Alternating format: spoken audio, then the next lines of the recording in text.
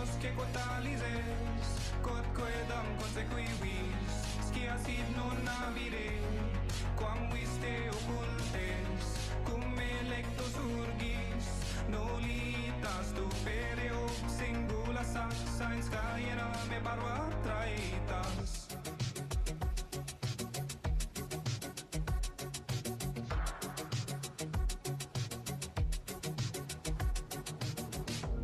Carta susoria se ligó, praesentienco propest.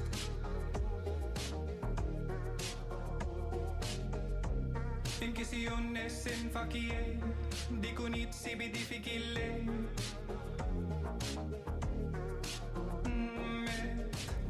Motores efficunde nuo, simulatio habet fines.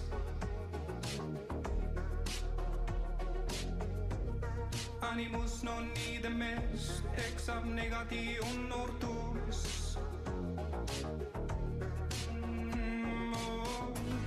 Eunum semper maereo, musica male sonna, scio id non avire, quam vis me occultem, si electus urgis, et me ad stantem invenis apertis oculis, pagelam cumbure me parva traitas.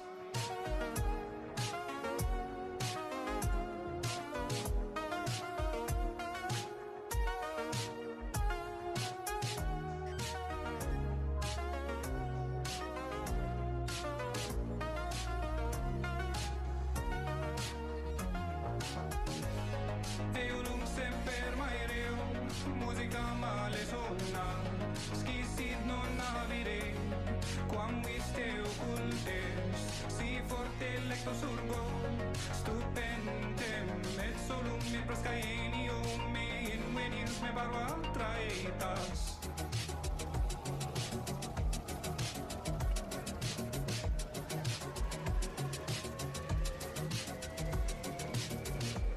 Delectatione nauseatus, praevidio quod veniet.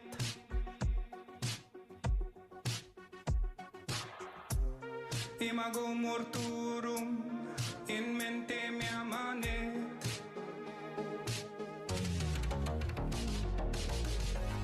Custodes ad Deum iurant, manubalistas amorem dare, sed scio amicos et me, erga daturos certe, si electos urgis, in veninos inviat contem, saxument, iram ferme parva traitas. Eunum semper maereo, musica male sonna, scio id non avire, quam vis me occultem, si electos urgis, et me ad stantem invenis apertis oculis, pagelam cumbure me parva traitas. Parva traitas. Parva traitas. Parva traitas. Parva traitas. Parva traitas. Parva traitas. Parva traitas. Ad stantem apertis oculis, pagelam cumbure me parva traitas.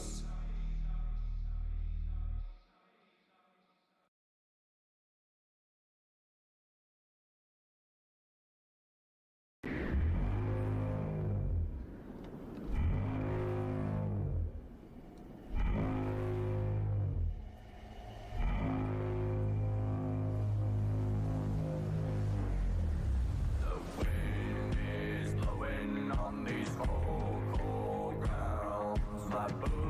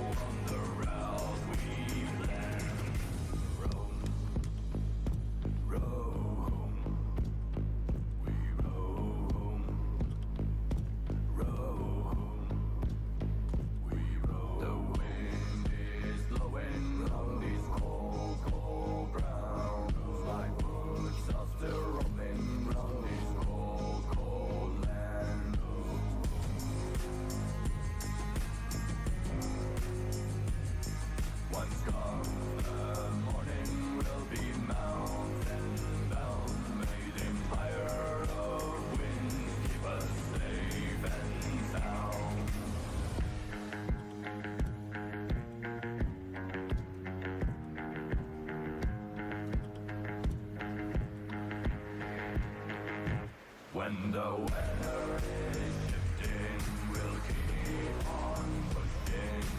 Are you worthy of empire of wind? The storms are overwhelming, but we keep on climbing in order to be worthy of the empire of wind.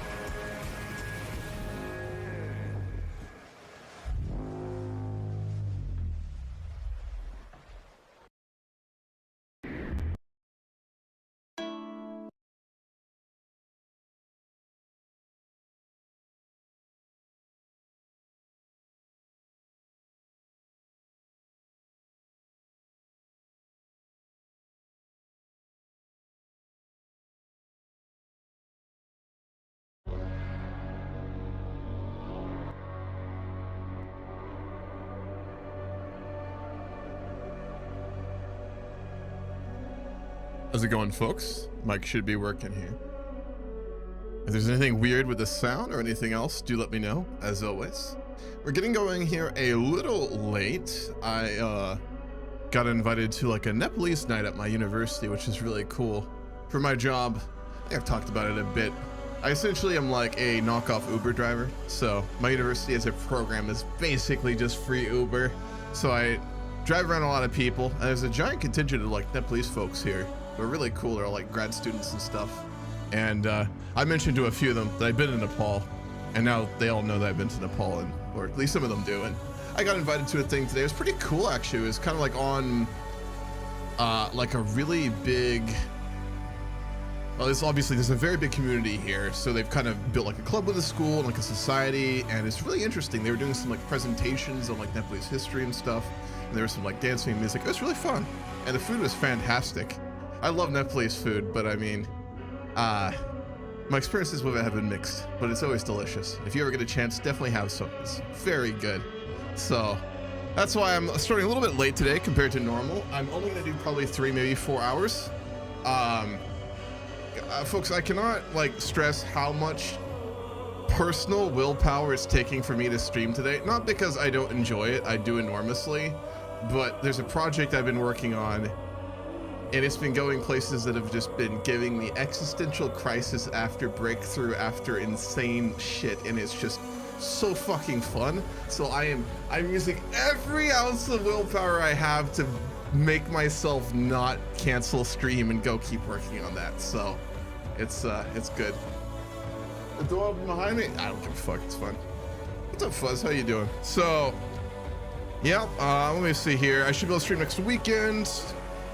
I think beyond that, let's just get right into things today. So let's look at where we're at. We end last session with obviously our showdown of good old bedcuss, who I've had, what's the name for it? Hair clip. There's a technical terminology.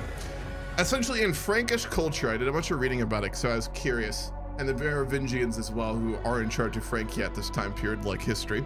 There was a very big thing culturally, where basically, like, if you wanted to dishonor a leader, a ruler, a king, a prince, anyone at all in Frankish and larger, like, you know, Proto-Germanic culture, there was a way, like, you'd shear the hair, right? So most leaders in this time period, just in the culture, you'd have long flowing hair like this, because why the fuck wouldn't you?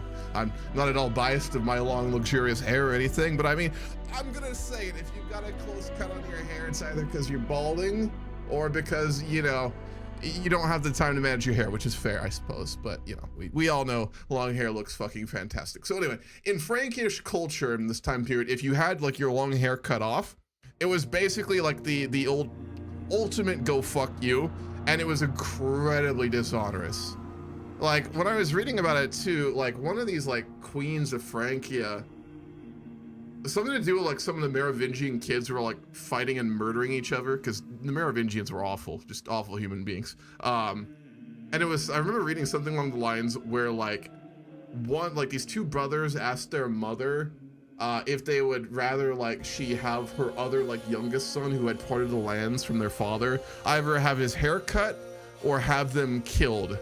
And this woman Stone Cold supposedly said, no, I'd rather have my sons killed than have their hair cut, right? So I'm saying this to give you an understanding of how big of a fucking deal this is, right? So Bedka obviously had his hair cut after that meeting with dear old Childeric, so he's completely dishonored at this point. Obviously his men are still following him, but there aren't many left, and the Merovingians are W-keying right into Britannia as we speak. So they're going to be at war with obviously our coalition, being it one of the largest alliance and factions in Britain. They would need to break to get what they want, obviously, and they're also now at war with the remaining Saxon, Judish, and Frisian invaders. So yeah, they've got around, with their allies, 20,000 soldiers. Childeric alone has 17,000. It will be absolutely brutal, but I think this is kind of realistic in this time period. This is like an opportunity, given Bedka went to Francia, given the Merovingians have a clear chance to kind of just take advantage of this situation. I think it makes total sense, and it makes things interesting. The other thing is, I'm not immediately going to have the Caledonians reunite and go south. They've got some shit going on basically between them and the Gaels on the Outer Isles I was looking at closely, so I don't think it makes sense for them to like immediately just lick their wounds and come right back. Rather, I will be waiting until their kind of internal conflicts in the north are dealt with, and then I probably will have them come south again, depending on where things go as well. I don't mind, you know, being a little pushy with certain factions and where they go in the story, but, you know, after doing things like that, I just let it go where it goes, right? So they've got their own internal issues. And then beyond that, we of course still do have, oh, is it over? It might be over. It is over. Yeah, so the Irish raids into Wales are over now. And they're kind of just on themselves, doing whatever they want, but they may continue to take advantage of the situation, so we'll see. I mean, given the amount of Picts and Caledonians who got killed by everyone in the south, there's a long blood feud. I mean, you can't like expect people to be reasonable when they cause a problem and get hurt by their choice to not resent you for it. That's a very typical human behavior right there. So I'm sure there's going to be tons of that from the Caledonians, with everyone who remotely inconvenienced them when they went south for their own personal reasons. So, you know, that's how it goes. What year is this? It is 489. Yeah, you can't see because my beautiful face is covering it. I apologize for that fuzz. But I can do a little, move it a little bit here. There you go. February 5th, 489. I will be removing my camera here in a moment soon. We get started. Let's keep it on for the overview. And yes, folks, we have gone 13 years so far in this grand campaign, and we are in session 7, and I will not apologize for it. I think this depth of roleplay and kind of what we've been building here is fantastic. I also will say, I will not get into any details at all, but I have come up with a much better way to do some of this roleplay stuff. I'm not going to be using voice to court anymore. I'm just doing it myself. I figured out some cool things for that. So expect a roleplay possibly next weekend or the weekend after to get pretty wild with what I'm going to be doing for that. So not to overpromise or anything, but I think it'll be pretty fucking cool. So along as CK3 save, Fuzzboy, this ain't no CK3 save. This is a grand campaign. We're going to 1400. Then we're going through EU4, possibly 5, because this will take a year or two to get through CK3 at the very least. Then we're going into Vic 3, the superior Vic, as we all know. We'll probably go into Hoi 4, and then we're going to go into Stellaris. So I expect this campaign to realistically take 3 to 5 years of real lifetime. It's what it is. So give the people what they want. You're goddamn right. No EU4. I'll cross that bridge when we come to it. Obviously, U5 is going to be released soon. I have a habit of just assuming Paradox games are going to be flaming hot sewage and garbage when they drop, because they tend to be. Theoretically, they could drop a solid game on release. Like, it is possible. Like, there's a timeline where that does exist. Is it going to be this one? Probably not. I've read through a good amount of EU5's dev diaries. I find promise in it, much like all Paradox games. I don't see any solid execution on release. So we'll probably do EU4. The reason I say EU5 is if theoretically I take 2 or 3 real life years to get through CK3, and by the time we hit the save translator, if we get to that point and EU5 is actually in a good place and there's a lot of mods I like, I would probably run EU5, because especially I like the population dynamics that they're building into that. That also means that it will save translate into Vic 3 even better. But if EU4 just has more of what I want, I'll run that. So it'll probably be EU4, but there's a small chance it is EU5. So you never know. Just go back to EU4. You could. Be a little messy. It's doable, I guess. Just restart it. Yeah, that's true. I mean, I do testing, obviously, with EU5 and stuff before, but we'll see how that goes. So, I think we've covered everything so far today.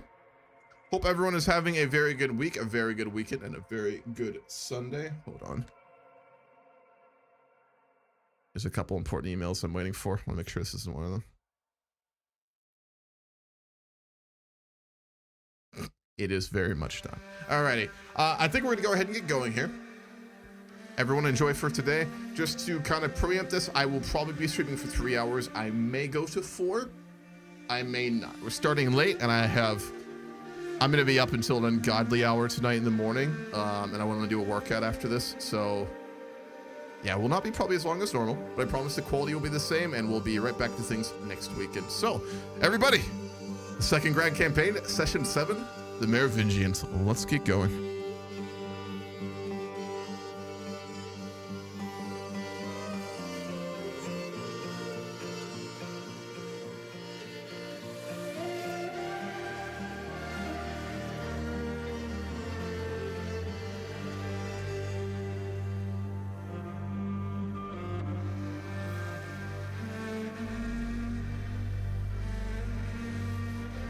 So let's take a moment here, as usual, before I get into the gigantic, long roleplay sessions of all the characters, which is what I'm looking forward to. I'm sure you are too. So just like think about where the fuck our boy Nat and Liat is. Because if you were here for last session, you understand that this man's mental psyche has gone through the ringer, to put it quite lightly. I've also given both him and Kobanis proper beards. I was looking at them, and I was like, they don't seem nearly grizzled and unkempt enough to be on like a year-long military campaign at this point. So we've had a little revamp where they now are sporting his full-on beards. So I think that fits. This is not modern warfare. They're not fucking shaving. Let's be real. So let's take a moment again to think about where Nat and Leon is at mentally and kind of where he's at strategically with things. Obviously, I did a little bit of rushing there at the end after Nat and Leon came back, obviously, from his journey to, what's that place called? The hill near Stonehenge? Something Tor. My brain's doing 100 things today. When he came back from that and obviously meeting Merlin and things like that, he had a degree of his psyche restored to him, certainly. But you don't walk away from something, Glastonbury Tor, thank you very much. You don't walk away from something like that without obviously feeling the stress line and fractures, even if they've healed, right? So I think that we need to do due diligence for this campaign and like the character angle we're taking here, and really just me mentally walk through it, and then you kind of also do the same with me to look at like where he's at mentally. Because he's the main character, obviously, for us. He's the real progenitor of our family, and he's probably one of the most important people in Britannia at the moment, beyond Riothmus, maybe Bedka, maybe a few others, right? So I think it's really important that we kind of understand him in every moment. I mean, I think many of us, myself included, when we play campaigns, especially CK3, even with like heavy roleplay campaigns, I at least have the habit where I will assume that my character is still the same one as he was, you know, years ago, right? You get this image of the character in your mind, a little snapshot of who they are at one point, and then you're still playing that person years later after events, stat changes, modifiers, whole traits appear, right? And I think that does a disservice, especially to a long campaign like this. It's reasonable, but we can't be doing that. We have to really recognize the self for what it is here, and remember that every time people go through changes, they are going to be different. And I, at least for Nat and Leon and our main characters, if not others, want to try and do that. So, who is Nat and Leon right now? This is a man who has come from absolutely almost nothing. Obviously, a storied past with his distant ancestors, those who even attempted to take the throne. But obviously underneath his father and their kind of like offshooting of the dynasty, despite his education, which I've talked about numerous times, and his upbringing, right? He's well educated, certainly. He's not a dumb man. He's a very good warrior. He's very good with a sword, but he kind of got catapulted into a situation he wasn't supposed to be on after the death of his cousins. And he's been really coming into his own and doing, I think, frankly, a pretty good job in terms of what could be expected for him, right? Over the last almost decade now, at this point. He facilitated a marriage with the most powerful family in Britain. He has built up not just the loyalty of probably one of the most tactically gifted generals in Britannia of this era as like an utterly loyal individual, he has garnered, I will say, a soft loyalty of other members of the Alliance of Logres, which, although he did not conceive of, he did build along with Riotimus, right? I mean, the Alliance of Logres was very much the brainchild of Riotimus, but he was the one who went out and built it. And after Riotimus lost the Londinium, he was the one who's kind of kept it together. Oh my gosh, where's his wife? Fuck, Mara has Riotimus, his wife. I completely missed that. Holy shit. Uh-oh. Well, let's hope that doesn't end badly. Where was I going with this? So he's obviously orchestrated high-level marriage, gotten back all the lands of Britannia Prime his cousin had, besides the land he chose to give up to Dumnonia in order to get them in the Alliance of Logres. He has overseen like a rebuilding of much of the lands. He has orchestrated and really led, along with obviously Riotimus, primarily the Alliance of Logres ever since. And that kind of built up for, I think, an individual like this, an enormous amount of pressure. The fact that also his wife is, you know, she's a countess. She oversees Castrostoris and is separated from him from large amounts of the year. And she obviously kind of went missing during like the Saxon invasion with one of their kids too. I'm sure his like first 3 kids would probably be near him or in Glevum, but his, you know, recently born child of Frontina is with her. And it says that she's technically like with the main army, but I don't know if that even be the case right now. So that's an enormous amount of pressure. It's what led to his kind of mental break and madness. We got that event, which was basically the game just throwing us a curveball, but it went kind of in an interesting manner. And obviously his mind did start to unravel there for a little while. It did end up being not the worst, obviously, with Gobanus leading him on that journey to go speak with Merlin and getting a pretty good outcome there with that roleplay. But I will say one thing without revealing some of the more interesting things that will come out of this. The madness aspect is not done, ladies and gentlemen. I will describe simply as what Merlin did as a band-aid. So take that however you will. I'm not going to enumerate it. I've got some outlines for, I think, where that will go and the consequences, but I'm also going to leave it kind of some of that up to the game and fate here. But I'm going to say this. Merlin did not just heal his mental stress and his mental break, right? And his proto-madness. He did not heal it completely. He bandaged it. So Nat and Leota is currently operational, but he is not like whole, right? Although that was the purpose of that journey. So obviously after that very intense experience, it was a time for him probably to de-stress with Gobanus, to kind of reaffirm their friendship as well as just general bond. As soon as he got back to the army, they immediately started to move. And then there was that period where, I mean, we essentially thrashed the Saxon, Frisian, and Judish armies pretty badly there. Obviously, it was the AI doing dumb things, but I think, to be fair, that situation made a lot of sense. The Alliance of Logres is not perfect. There's a lot of these vast, like, people who do not want to centralize the authority out of it. They do not trust Net and Leo to be anything more than a leader, but I think all of them understand how desperate of a situation they are. The Saxons and the Jutes could do things like they did. They could separate their army. They can walk off in little armies and raid and pillage and conquer. They had the soldiers for it in the beginning. We never did. The Alliance of Logres never had that. So it had to act together, except for obviously Gwrst doing certain things in Kent, right? And that was the advantage there. It was, I mean, what was that tactically in terms of strategy? It was force concentration, right? That's what we did that they did not. We entirely embodied force concentration, which if you've read any sort of military history or military tactics, which, let's be honest, almost everyone watching has. I know who you fucking nerds are. You're similar to me. You know the power of that, right? It's what people like Alexander utilized to do things that shouldn't be possible. In this case, it was not quite so dramatic, but that's what really led to all of this happening. So kind of off that, we're sitting at a point where I think Gobanus, a lot of our leaders, and Nanleo themselves, they'd be sitting on like a very happy high note, right? I mean, this would be euphoric. These are not Pyrrhic victories. Our army still stands 7,000 strong. If you remember those casualty reports from those battles, they were fucking slaughters, ladies and gentlemen. They were not wins. They were fucking slaughters. We're doing very fucking well. And that's the moment that dear pride and hubris start to creep in. That's just always how that goes with people and with groups and with alliances, right? When you start to get confident, when you start to see victory, insecurity, anxieties, and disputes change to something equally, if not more dangerous, which is hubris. And I think that would be our primary foe at this point, even outside the Merovingians.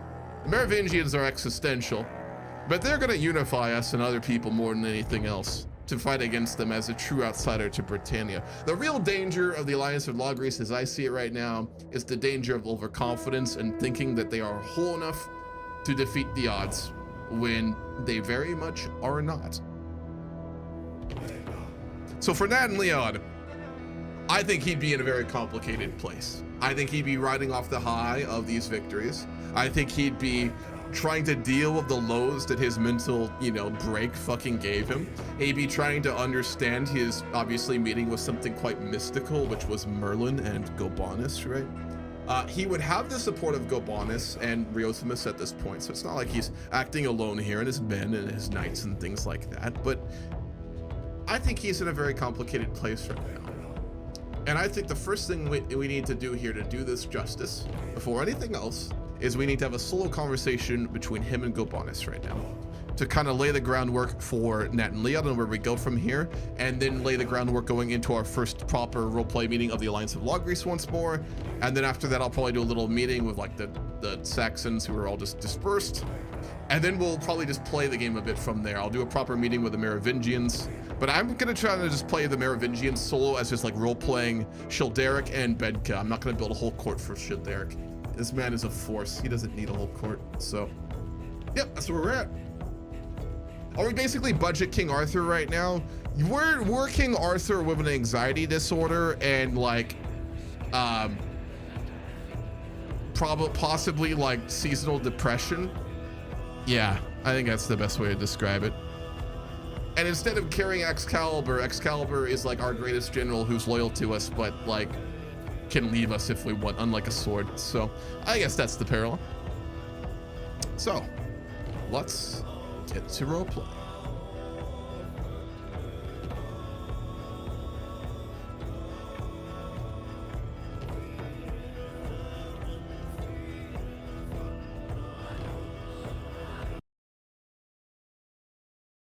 Switch up the music for the Britannians as well.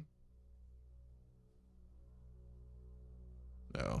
Hopefully Barbershop does not crash my computer. That would be lovely. Absolutely fantastic, really. All right.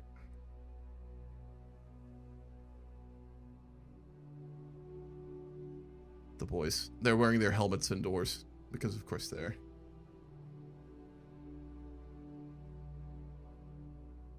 Don't forget the severe levels of imposter syndrome. There's also that. I think it'd be lessened a bit in Nat and Leon. Obviously, he had it in the beginning, for sure. And it got, I think, lessened probably as he just achieved, I mean, not perfect. I mean, he's not, like, dealt with everything perfectly, but he's survived more than anything else, right? So I think that helped a bit, but the Merlin situation and his mental break probably brought that back a bit. And now, obviously, these series of dramatic victories, I think could either make it much worse or much better. And I don't know how that would go. I don't think it really, the mind is simple enough to just say how it would go. So, alrighty. Let's set up the roleplay here.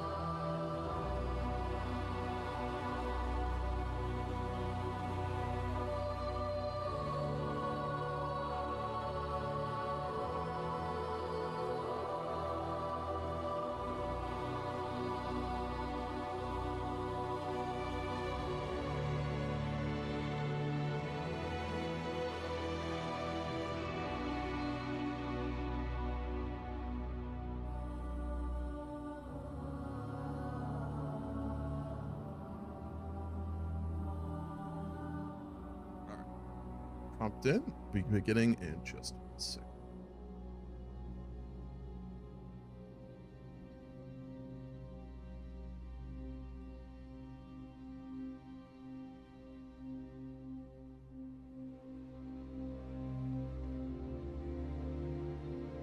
You know the AI is cooking when it takes like really long to load lines. That's always a good sign. Oh yeah, here we go. The fire snapped within the hearth, sparks briefly dancing upward before fading into the stone dark of the ceiling above. The old keep groaned in the wind, half fortress, half ruin. Bones of a world long past now, hosting the last hope of a people too stubborn to die. Outside, the army murmured in tired celebration.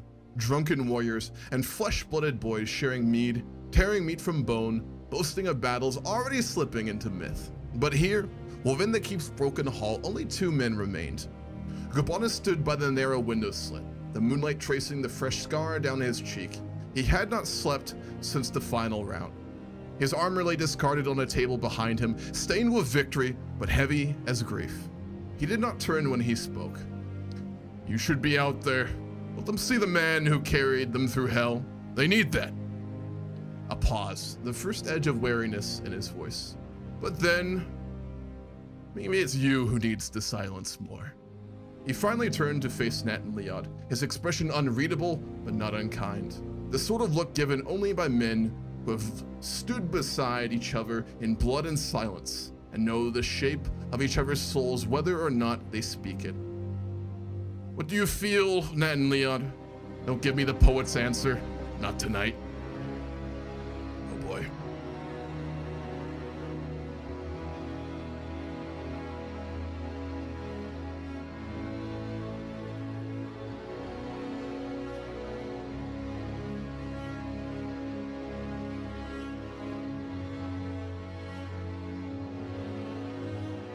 Alright, so fresh off a series of battles, Nat and Leod did actually lead one of them himself in the roleplay, so let me think. Nat and Leod gave his old friend a long, tired look. It had been weeks since he had slept well, and the dark circles under his eyes were now impossible to miss, even in such a dimly lit room. He felt the consequence of victory, but more than this, he worried about the future. A pastime that was quickly becoming a norm for the aging king.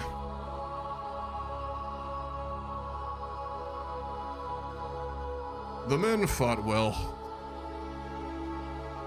The alliance holds. The invaders rout. I suppose relief.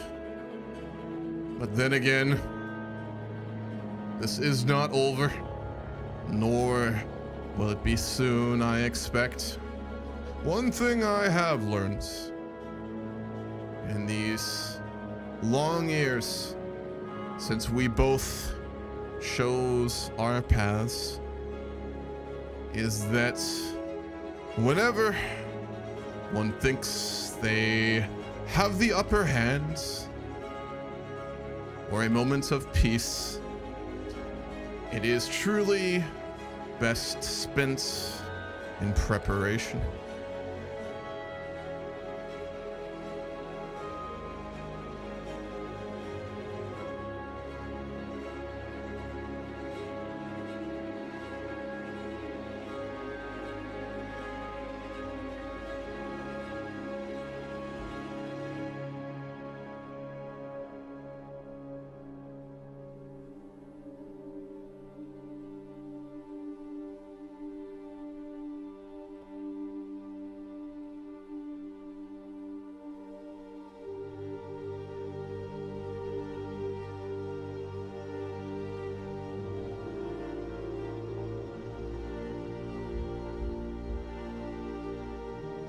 fuck.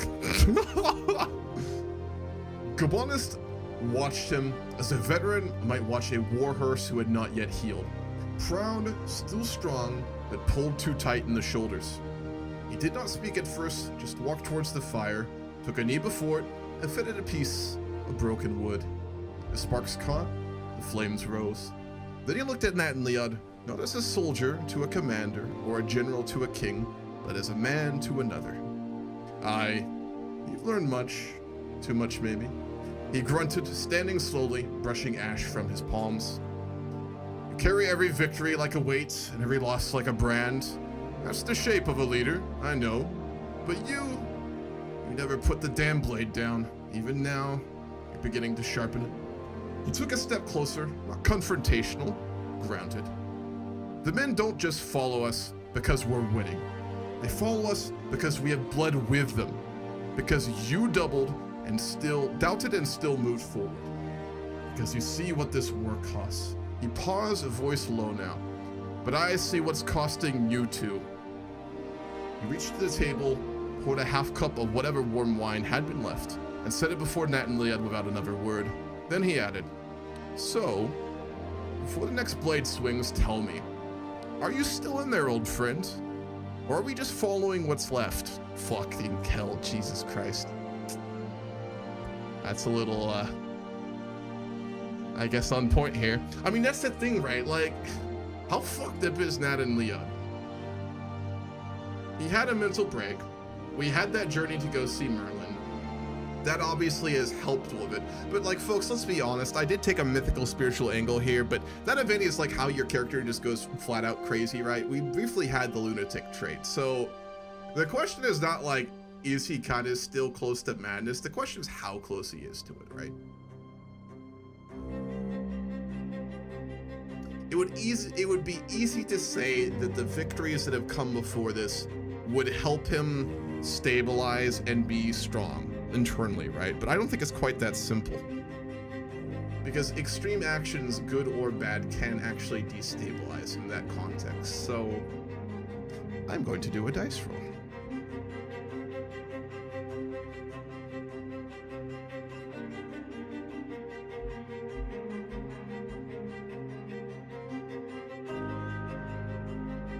Okay.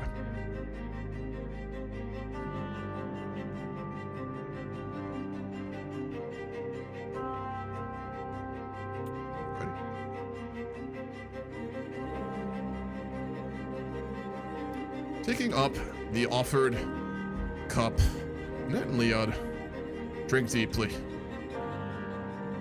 allowing the harsh taste to bring back his clouded and tired minds. In truth, he remained. Whatever that deceiver had done, at least for now preventing what had befallen him. The victories the Alliance had achieved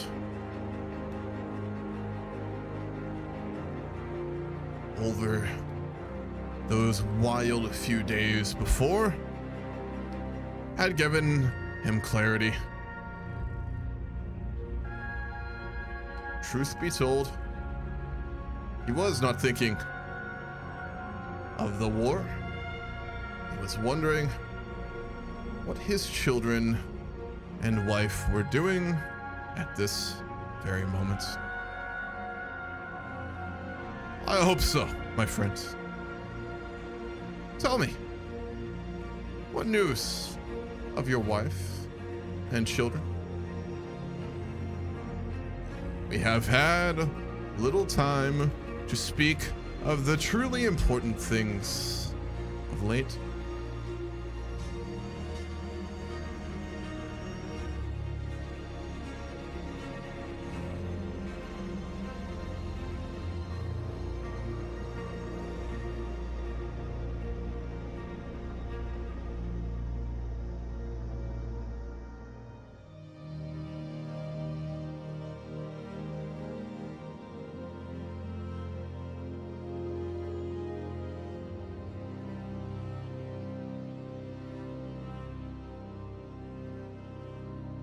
Gabanus blinked slowly. Of all the things he had expected Nat and Leo to say, that was not one. His shoulders dropped slightly, as if the armor he no longer wore still weighed upon him. Walking to the other side of the table, leaning on it with both hands, had bowed and thought. She wrote me a letter. She wrote me after the first battle of Sturus. Said the little one, Aurelia is finally speaking in full sentences. A soft smile flickered, rare and fleeting. Apparently she's been asking why the moon follows her, and if her dad, Da, I don't know if that would be used in this time period, can make it stop. What the fuck? He exhaled through his nose, rough but not bitter. I haven't held her in nearly a year. I haven't heard her voice since we left the western coast. He looked up now, meeting Nat and Leo's eyes, this time as equals in more than battle. But you're right. That's what truly matters. It's what makes all of this bearable. Not the crowns, not the war, not the oaths, not even the victories. He stepped back from the table, clasped his hands behind his back, and turned towards the fire once more. Do you remember what you told me when we first campaigned together? That the only leaders worth following are the ones who'd rather be at home. A silence passed between them. Outside, the wind howled through the teeth of the keep. Then, we've both been changed by this net, for better or worse. So tell me something real. When this war ends, what will you do with peace if it ever comes? What would Nat and Leah do with peace? He grew up in it, in a way. I mean, like, Britannia would have been full of conflict and the fallout of Rome's fall, but for obviously, a second son of us, firstborn son of a second son of a noble house, he would have been in a pretty stable position, all things considered. So maybe not perfect peace, but definitely peace within, like, the stability that not being dependent on your cows and farm that are going to be sacked and raided have, right? So, I suppose that would be the main goal Nat and Leod wants. He does want, like, the conflict in Britain to end. He wants to stop the invaders from advancing, and he wants to make some sort of a lasting peace here. That's probably his primary goal of the alliance at this point. He's never really wanted to be a major king, so...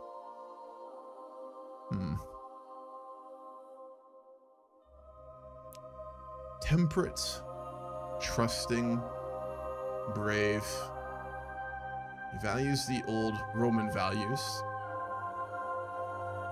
And he values his family, but he also understands, obviously, being in charge of Britannia Prima. So, then Leod considered the question carefully. Finally, sitting down, with a heavy sigh, in the scarred wooden chair at the head of the keep's small table. Leaning back, he let the cup down in his hand, draped over the chair's side, and stared up at the rafters. He had thought of this much. It was a question, and if nothing else, gave him solace during the worst of the last winter, when the frost had started to creep in. Peace never lasted. The old tales and the greatest writers did not agree on much, but oddly, on this, there was much mutual belief. If peace came, even for a time, there was much he had hoped for. The same as you, I think, Gabanus. I want to see my children play without the danger of war constantly pressing in. I want to truly get to know my wife, if I am honest. Circumstance, as always, led us to be a sort of stranger to one another. despite having 4 children together at this point. And I want to build a future for our people. A real future. Not one dependent on Rome, but on what we can build in its absence.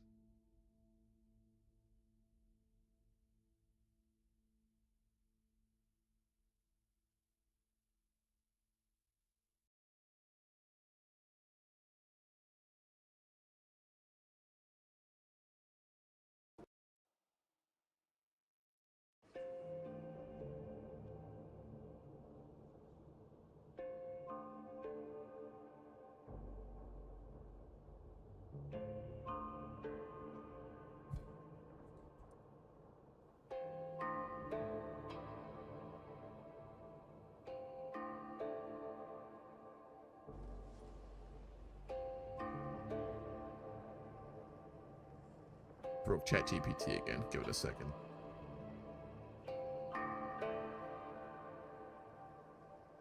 Been scrabbling for survival for so long, just taking some time to sit and breathe would probably feel like heaven at this point. Yeah, exactly. Shark, that's exactly what I'm thinking here too. Like, imagine how fucking high-strung these two are. Like, Jesus fucking Christ. Just your whole body would just be entirely filled with tension. The stress of it. I mean, stress doesn't just affect the mind or the emotions. It does both of those in very intense amounts. It affects the fucking body. All of you have felt that at some point, right? When stress just becomes so intense over even a short period, you just feel it like in your stomach, in every part of you, right? Imagine what these two have been dealing with for, I mean, not just a decade, but especially the last campaigning season. This is the first chance they have to really, like, breathe, right? That's what this is. And even within that, they probably can't let it go too far. It's just how it is. Gobanus didn't speak right away. He let the words hang like steam rising off blood-wet stone after battle. His face softened, just barely. The flicker of a firelight memory passing over him. That's the answer then. That's what's still in you. He walked to a chair beside Nat and Leot's, not across from him, not below him, beside him, as it had always been. He lowered himself down with a grunt, joints groaning like oaths long kept. I think of Rome sometimes. Not with longing, just curiosity. They built roads and empires and thought that would be enough, but they forgot the soul of the thing, the why. That's what really broke them. He turned to look at Nat and Leot again. His eyes were clear now. No war map gaze, no soldier's steel, just the man. You've got the why. You've always had it, even when the madness touched you. You want to build not for your name, but for your children. And that, my friend, is something no Saxon king, no Roman ghost, no winter god can ever truly kill. He leaned back, and for the first time in months, maybe years, allowed himself a long breath of rest. When peace comes, I'll stand with you in it. Until then, I'll stand with you in the fire. The flames crackled beside them, quiet now. The wind moaned outside, but it no longer howled. And in that old stone keep, 2 tired men, war brothers, fathers, leaders not by choice, but by burden, sat side by side in the shadow of war and dared to dream of peace. I think that's a very good point to end it. Jesus. Blows me away how good of a writer the AI's gotten. All right. Well, so I think that gives me some perspective, hopefully, and you guys as well. So Nat and Leot, like, is stable. He's doing all right. Whatever Merlin did worked. They're both obviously given a chance here to breathe for the first time, and we're seeing their perspective for it, folks, but their entire army is doing the same thing right now, and like all the other members of the Alliance who are here are doing the same thing, just with their own people. Everyone's just breathing a sigh of, like, true rest for the first time in this entire fucking campaign, and that's fucking dangerous. Because when you let the prospect of peace, when you breathe in rest, when you take a moment to still yourself, it's needed. but you can want to do that more and more and not have to live the reality you're living in, right? And this war isn't over. None of these people know what's coming. This is almost cruel in a way to see them doing this. We know what's coming. They don't. Not right now. They get their night of relaxation, a moment of peace. It won't last. So I think what we're gonna do is do a little time jump here. Probably like a couple days ahead. They're still camped out here, but it'll be when like the first rumor of like Bedka and Childeric's agreement has probably started to get to them. So we'll say it's a war council to talk about the situation with the Saxons, who aren't broken, but they're retreating. The situation with the Northmen, the Caledonians, who have just been whipped and gone back north, and then the real issues. A, the Merovingians, and B, does the alliance hold for the Merovingians? I've given the Merovingians like a war with us specifically and called in all our allies, but it's not quite that simple, is it? Some of them could say it's not their war, especially certain people from Brittany, right? Some people might be so terrified they want to just turn heel and run. And could you really blame them? So this is probably going to be, again, one of the most important council meetings so far. Thank you very much for the raid, Izzy. I appreciate that. How's it going, folks? My name is Hammurabae. I am currently doing a grand campaign for Crusader Kings 3. Starts in CK3, goes through all the Paradox games to Stellaris. It will take years. CK3 itself, this campaign will likely last 2 real-life years or so. This is just at the beginning. We are currently, let's see here, 13 years into the game. It's very roleplay intense. Very roleplay intense. And a lot of fun.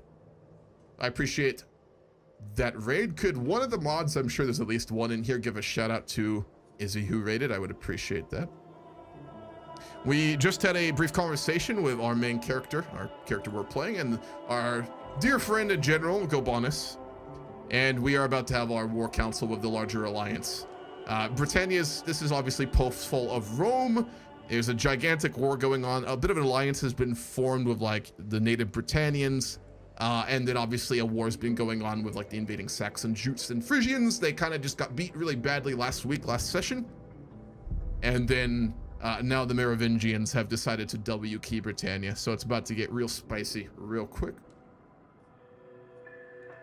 Alrighty, set up the council meeting here.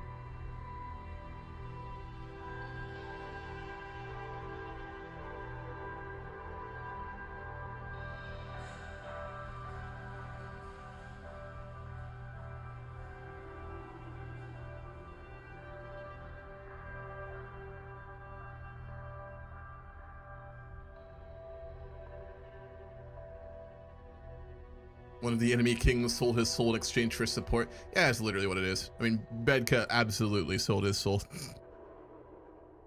What was that last line from Childeric at the end of last session? I'll make sure the world remembers the price you paid for revenge. Yep.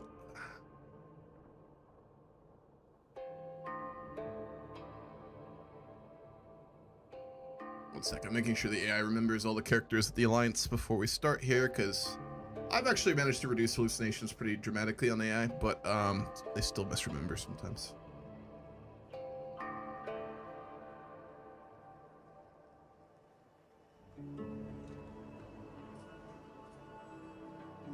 also start getting the alliance screen set up here.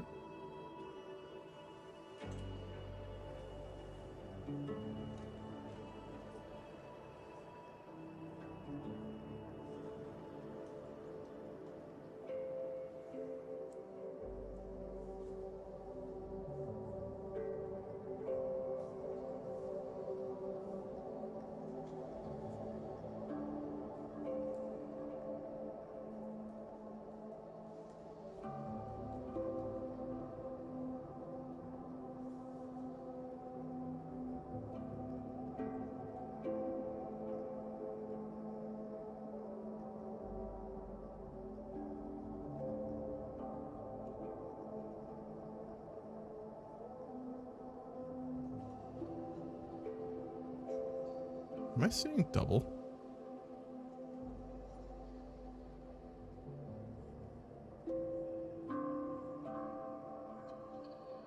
Huh. Okay.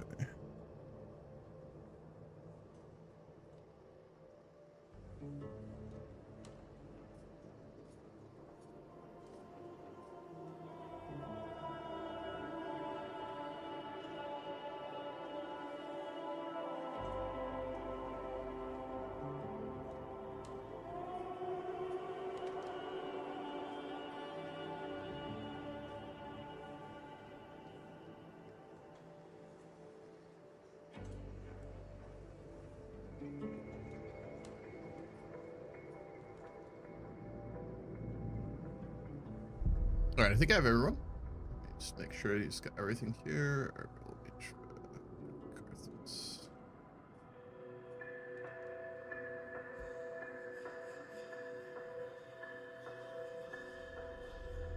Oh, because that's Cadwallon. I'm a fool. All right, 1 second. I forget how similar, eerily similar, Cadwallon actually does look to Riothamus.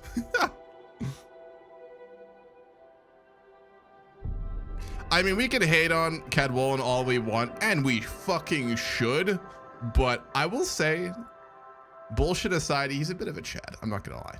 He may be a cunt, but he is a bit of a Chad.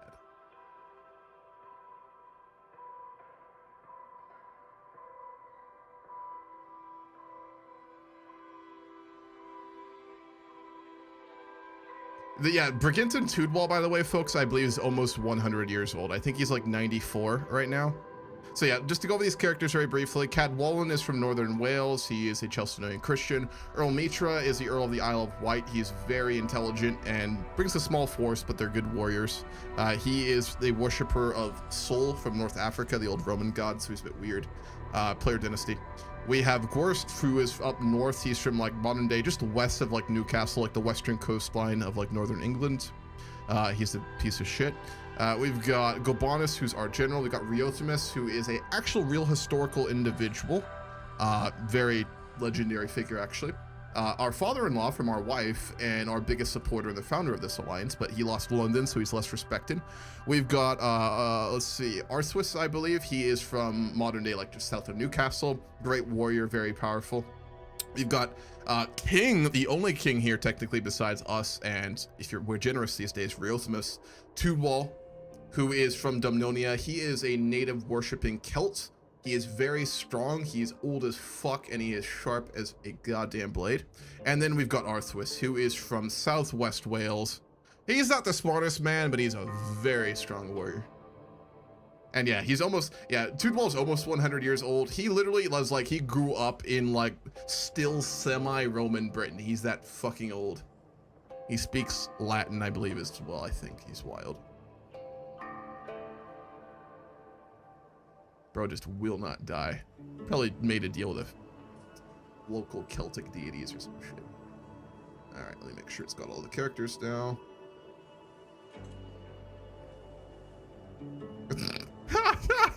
The AI gave Budik of Kemper. Oh, I don't think I actually have added. I need to add him as well. This snake emoji for his like profile. Fucking accurate. It's so funny. He do be a bit of a snake. I'm not gonna lie. Did I already add Budik? I did not add Budik. Where is he?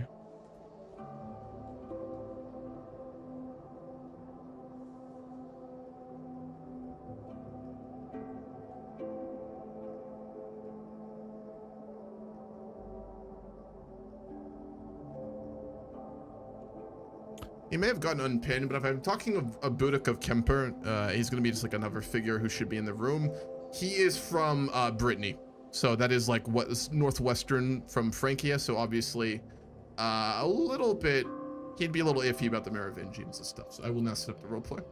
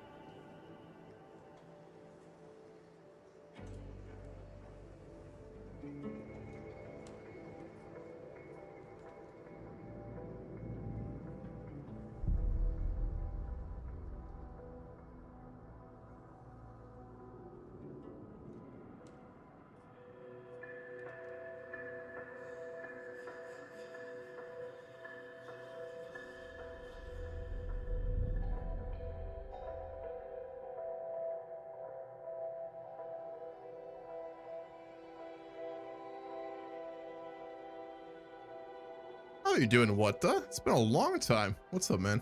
Hope you're doing well. I hope you are enjoying all the pickled herring up there in Viking land.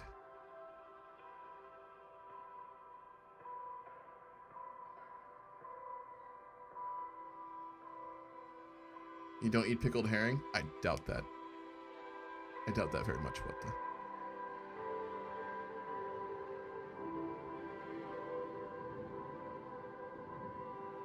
You know what is fish? Your answer is a little fishy, what the? That I will say. But good to see you, man. I hope you're doing well. Been a long time. Hold on, I broke ChatGPT yet again. There will be, folks. It'll be worth it.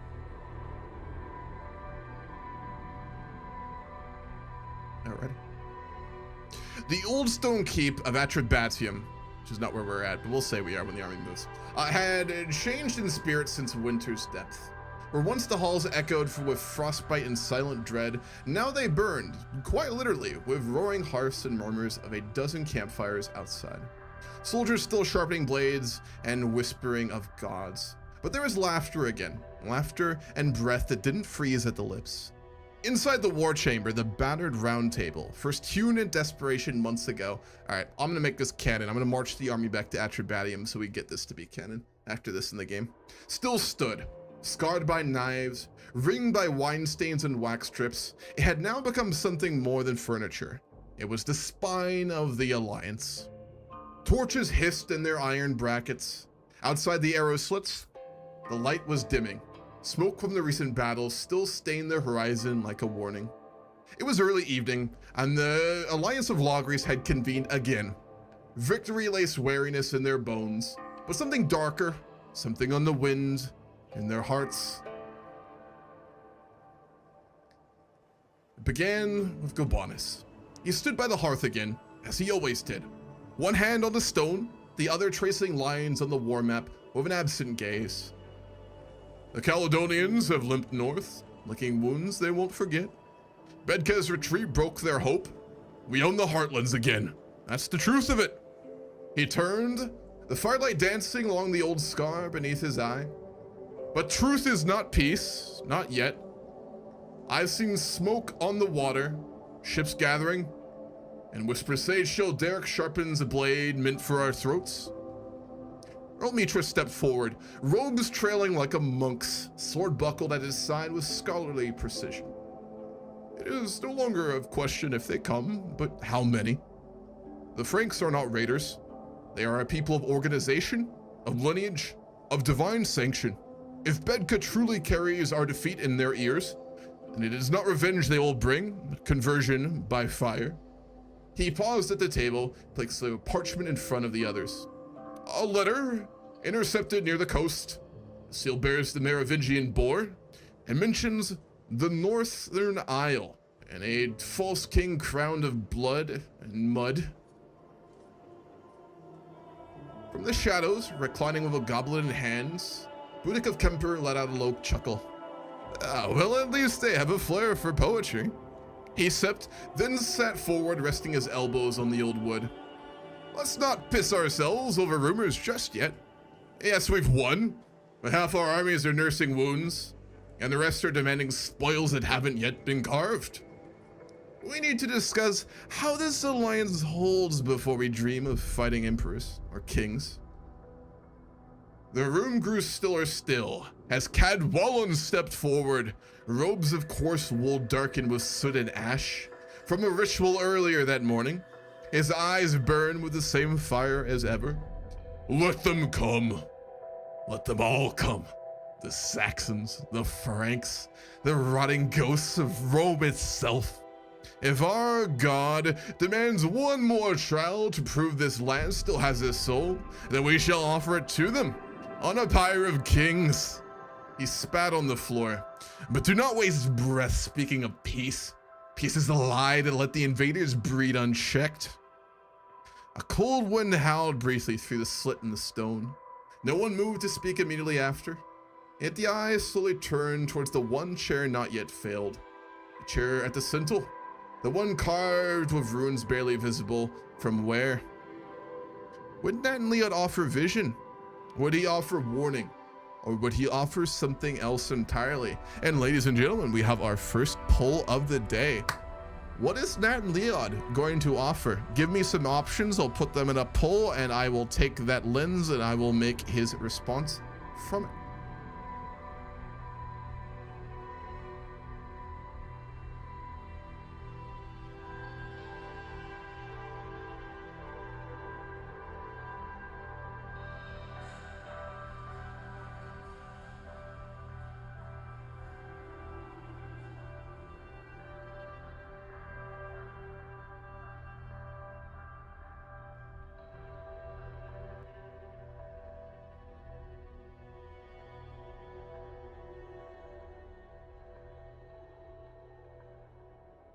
Pull here up for a second here. Netta and Leon's path is what I will name this poll. And I'm going to go to the bathroom, and so I will make this a 5-minute long poll. This is also incredibly fucking important. So, would you mind clarifying that for me, Bombadil? What do you mean by submission? He is confident now, but not an idiot. Meet them at the shores. They will be driven back in the boats. Okay, so W key. Try to anticipate landing battle. When I say try to anticipate landing, for that answer, it just means like try and be there when they land and fuck them up. That's what we mean there. Got an offer, nothing but blood, sweat, and tears if there's peace to be found. So basically speech, motivational speech. I'm not trying to oversimplify what you're saying there, but that's what that would be. Oh, you mean demand that they like integrate under Nat and Leon? That one I will overrule, Bombadil, and I don't think there's any way our boy would be asking for that right now. I think someone else would have to ask it, or he'll have to go through a lot of dramatic personality change until that point.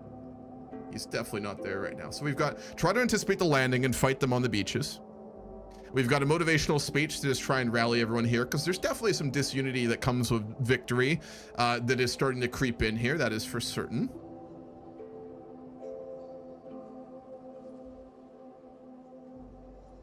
I think he's got that taste of victory, how victory can feel good to him, so I think he's going to agree with Cadwallon. Extra votes for channel points. Absolutely not. So Aces, would you like to clarify your answer? Because we've got like meet them at the landing, right? So do you mean more in the sense that like we need to just like prepare what's to come and just like hit our next battles when they come, or what do you mean by that? I'll also, since we don't have a lot of answers here, throw in one of my own. Take London. We have an opportunity we have not had since this war began to take London if we're quick enough, so I'll throw that in there. He is technically a dueling enthusiast, so I suppose he could challenge Bedka to a 1v1 to avoid further bloodshed. Would that stop the war, though? Bedka's not the one who's coming back, Severson. It's fucking Childeric. Childeric don't give no fucks. I think if given the opportunity, he would definitely ask for something like that, but I mean, could we even conceive of that right now? You gotta remember, folks, like, they don't know everything we know about what's happening over in Francia. Like, for them, they've heard that the Merovingians are, like, gathering their forces across the channel. They've heard that boats are being gathered with, like, you know, near Calais and along the Normandy coast, and, like, new ones are being built, which suggests there's gonna be an army crossing. They would not know anything beyond that. Like, they could probably, people here aren't dumb. They could connect the fact that Bedka fled to Francia and now Childeric's waking up. Like, there's obviously something connected there, right? But we don't know for certain what's been going on.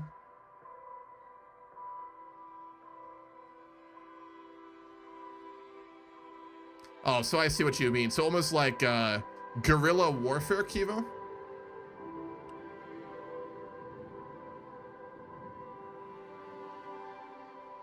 Okay. Regarding what Caldwell once said, I think the mood is that he's going to be confronting the Franks on the offensive. Okay. Oh, dueling for the armies is definitely a thing, Kipsu. And if we have the point where we can suggest that, I am all for that too. All right, we have one more answer.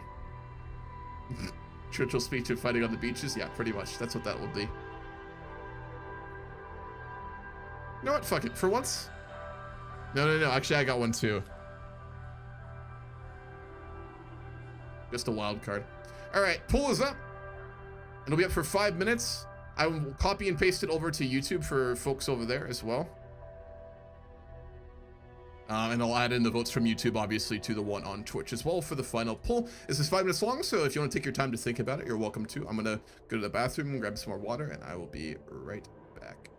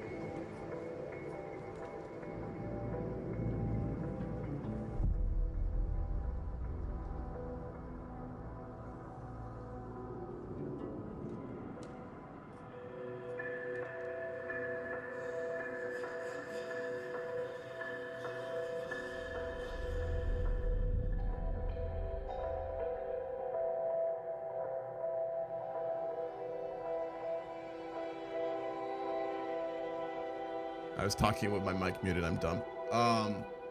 So just to give a current update on where things stand with like the YouTube and the Twitch voting, it is currently combining those at 6 for trying to anticipate the landing, and then 3 for taking London and 2 for AI choose. Also, What I do see you double voting.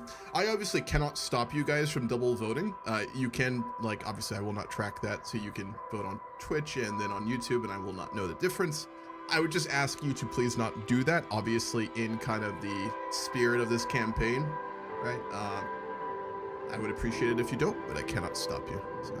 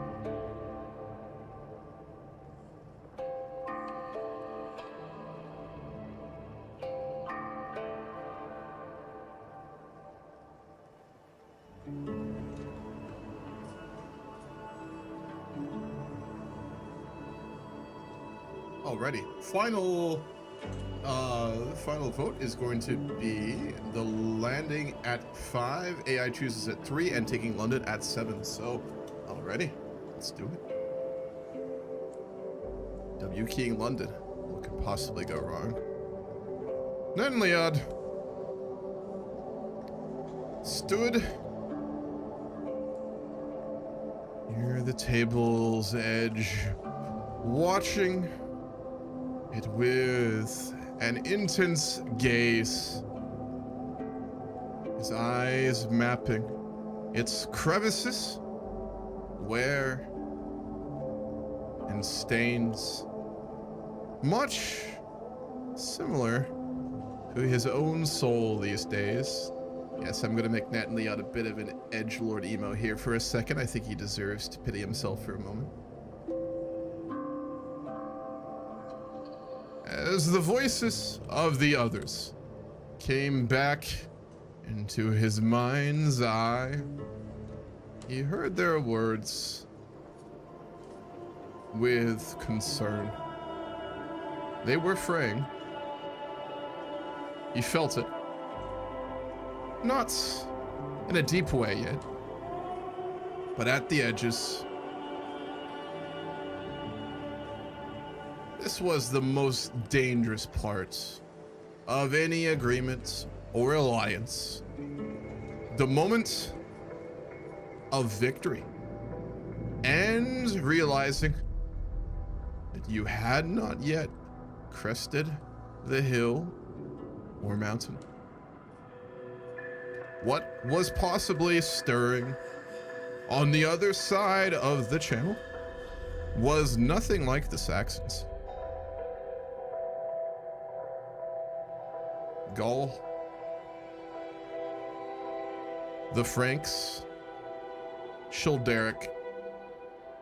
He had heard stories and read of each, and what he knew scared him more than he could begin to say.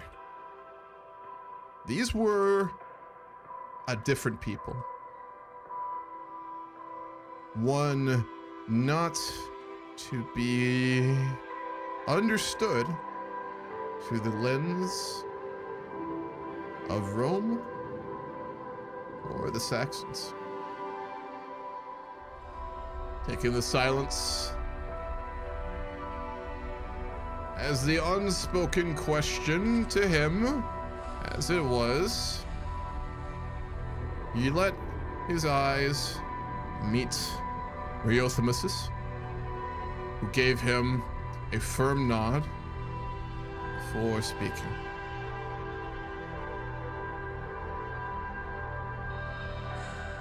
We don't know anything for certain. Yes, Bedka fled across the channel. There is little doubt of that. But Merovingians are a violent family, and their people invades their neighbors often. Don't get me wrong. I am no fool pretending this is other than it seems. But we can't act on something we have no certainty on. What do we know for certain? That the soul of Britannia is still in the hands of a slaver. That its history, like that of our own peoples, is being trampled by our enemies. We go to Londinium, not to bait the Saxons, but to take back what is ours by inheritance.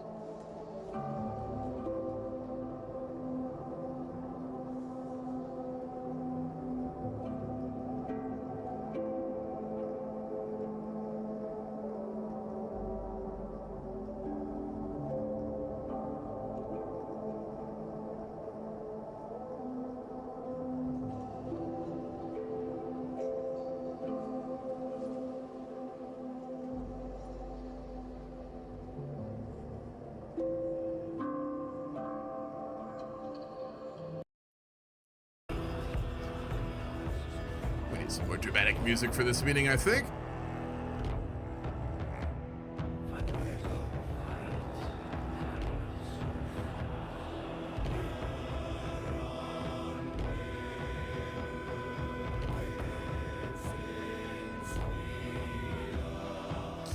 The old lion nodded once more as Net and Leod finished, but this time there was a flicker of something deeper behind the gaze. Regret, perhaps? Or pride buried beneath weathered skin and a spine straightened by faith alone. You speak like a man who... I'm gonna read that out. You speak like a man who has blood in the halls of memory, he said, stepping forward just a little. I will follow that voice to Londinium's walls again, even if I die beneath them. But we cannot ignore the sea, Nat and Leod, not this time. Rome came by ships, so did the Saxons. So will the Franks. It is the sea that decides whose gods rule this land. You let the weight of that land like thunder, subtle, shaking something just beneath the ribs of every man in the room. The great northern war chief Arthwas grunted, arms crossed like he'd been carved from the hills themselves. He did not look impressed. He rarely did. Silver, gold, fire. I don't care what the soul of this land is made of. I care whether it holds a sword. He looked pointedly at Budik, then at Gorst, and whether it knows how to use it without stabbing itself in the back. A smirk. Lazy. Dangerous. Don't worry, heel dog. I'm not looking for your back. I'm too busy counting the coin we haven't won yet, and what we have. Gorst waved a hand like brushing aside smoke. We take Londinium. We parade a few heads through the streets. The people will sing our names again. Then we worry about Shilderic. He tilted his head, golden rings in his beard catching the firelight.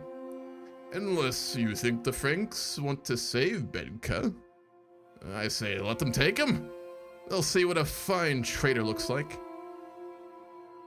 At last, a calmer voice, a needed one. There is wisdom in your plan, Ness and Leod. He nodded solemnly. But wisdom is a sword with two edges. If we strike for Londinium, and the Franks do come, we may be stuck with our backs to the Thames, and their blades at our spine. Tudwal turned towards Mitra. If this is to be done, it will be done not as a raid, but as a reclamation, with banners, rights, and witnesses. Let the world know we did not sneak like dogs in the dark. We returned to reclaim our hearth. Mitra tapped the Merovingian letter still on the table. Let me write the words, he said. Let it be known in Gaul, in Rome, in the farthest corners of Christendom, and elsewhere. Britannia has kings again. A low, sarcastic clap followed. Kings, priests, seers, gods help me, even poets. Fine, I'll toast a lot of you. He raised his cup mockingly, and yet did not drink. But mark my words, and we march on Londinium. We need command, not promises nor prayers. Who leads what? Who holds the flank? Who governs the spoils? You think our alliance has been tested before? He smiled like a knife unsheathed. Wait until we bleed truly together in a city of ghosts. A heavy pause again, one that mattered. The Kelsa had heard Nat and Leod, but now they waited for the one thing he had not yet said. Was the march to Londinium the beginning of a war of succession? Or the final chapter of unification?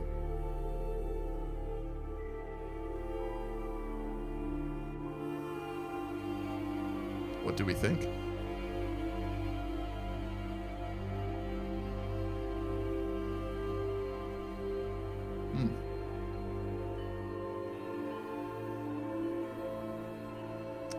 I don't think Dan Leon would respond to this. I think someone else would. So I'm gonna let the AI do that.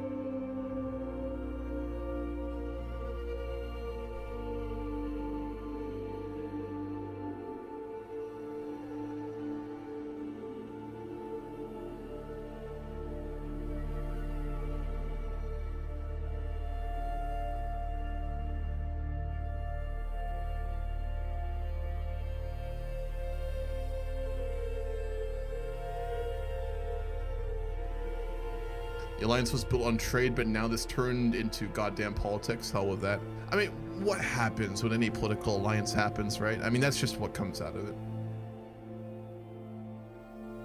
Remember a couple sessions back, there was a suggestion in chat about forming a federation. It seems like this RP session, there's been some things laid down in that direction. Definitely, I'm sure it's on the minds of a few people, especially one person who's hoping to get back London right now. But I don't think that Leon would force it.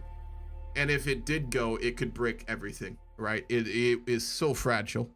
If that is open, if that door is open and people don't all walk through it together, the alliance is done. So it's very dangerous. The firelight seemed to draw long shadows across the stone floor as Aurelianus stepped into the silence. His boots echoed, not loud, but deliberate. The old warrior's cloak, once bearing the faded sigil of Londinium's eagle, now bore only soot and torn thread. Yet when he spoke, the voice still held something of thunder, buried beneath ash. You speak of ghosts, Budak. He didn't turn to face the trickster. His eyes were locked on the flames, watching them like a prophet watches omens. Let us speak of one. Now he turned, face like carved granite, worn, lined, but unbent. There was a boy once, raised in the shadows of empire, trained by priests and generals, told he would one day rule the city at the edge of the world. That boy grew into a man, and when the wolves came howling, he stood, he fought, and when he failed, he stepped closer to the table now, voice rising not with volume, but force. He did not flee. He did not scheme. He knelt for a better man, before this man. He nods, slow and deliberate, to Nat Leon. Oh fuck, he's gonna make the play. Okay. To be clear here, folks, I did not tell the AI to do this. I told it to let Aurelianus respond. I will not lie to you. I lost Londinium. I lost men.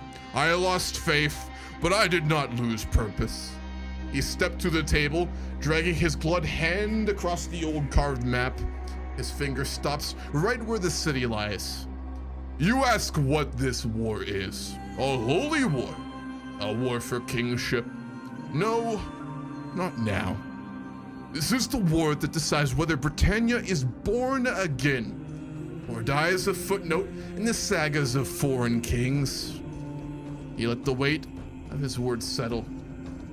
I will kneel again if need be. I will bleed again, but mark me, all of you. If we do not take Londinium soon, we may never take it at all. The wolves will return, and next time, they'll wear crowns. He turned back to Nat and Leah, his eyes softer now, but no less fierce. You brought us this far. If you command it, I will ride through the gates first, alone if I must. And with that, the dragon sat, not broken, but bowed, only for a moment. Buck.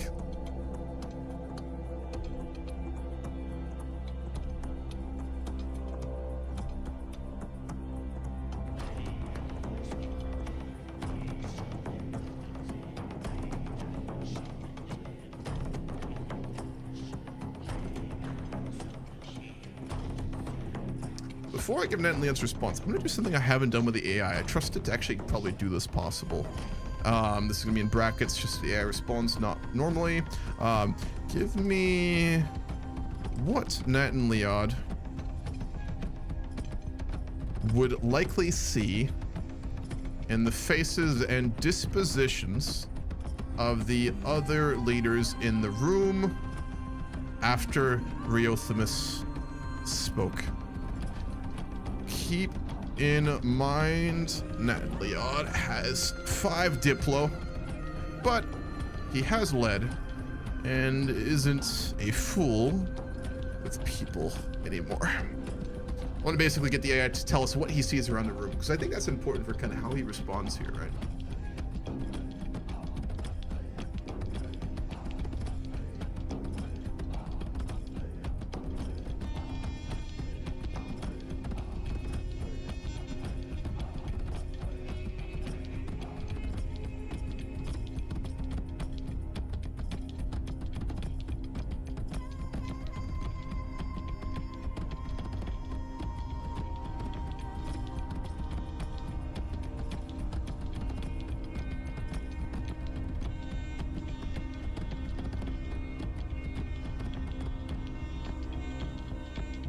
So it gave an interesting response here.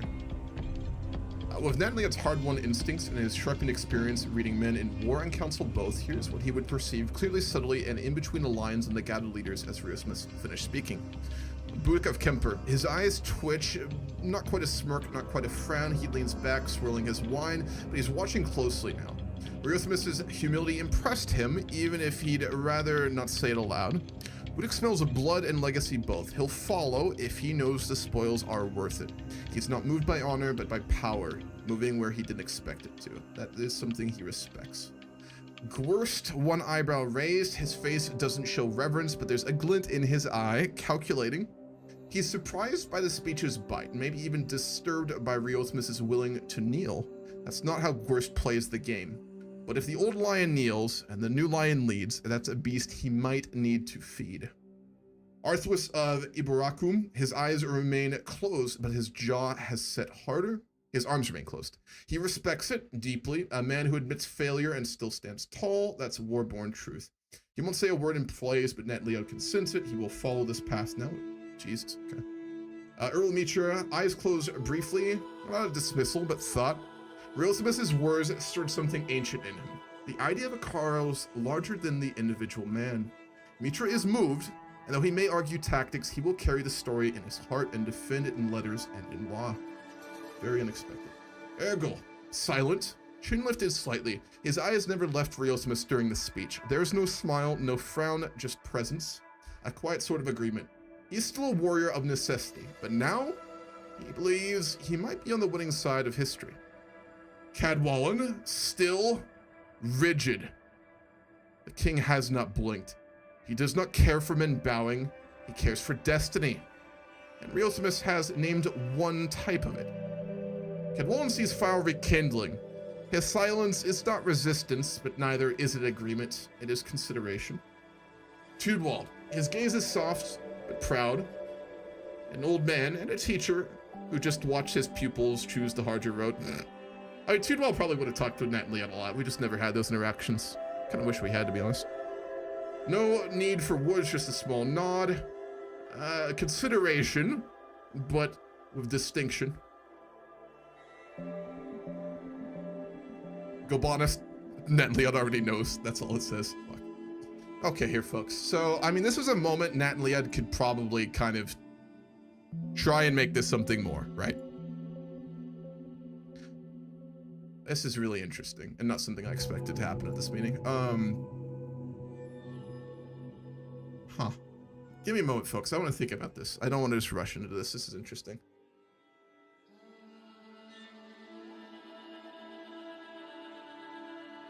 I want to say something that I don't mean in a rude manner, but just mean in how the world works.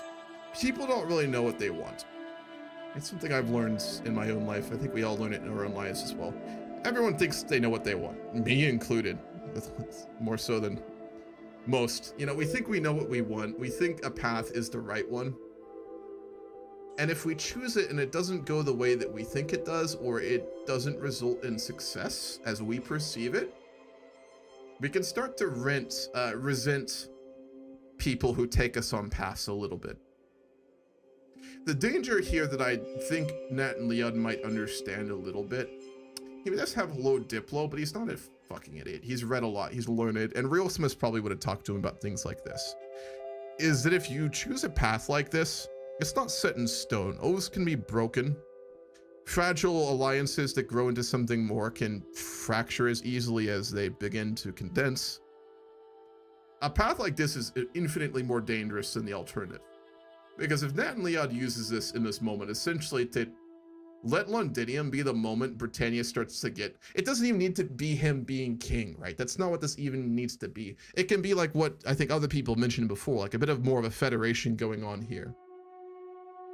It doesn't have to be centralized. It can be decentralized, but it needs a focal point, and that would have to be Nat and Leon with how this works, right? So if he declares that as his intention and everyone here agrees, and something goes wrong, the alliance could never be rebuilt. It will be permanently gone. That's the danger of this.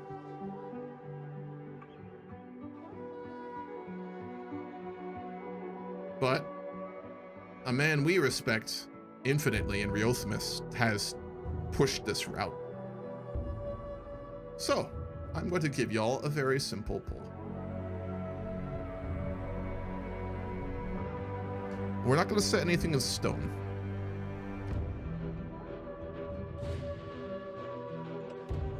I'll give you two options.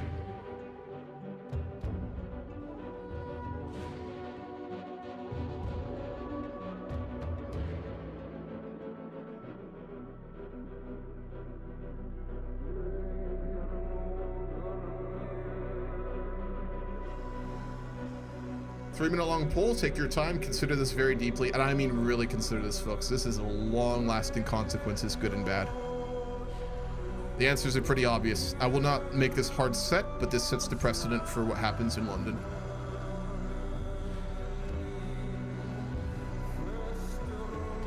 And for folks on YouTube, I will go ahead and copy and paste it over there for y'all as well.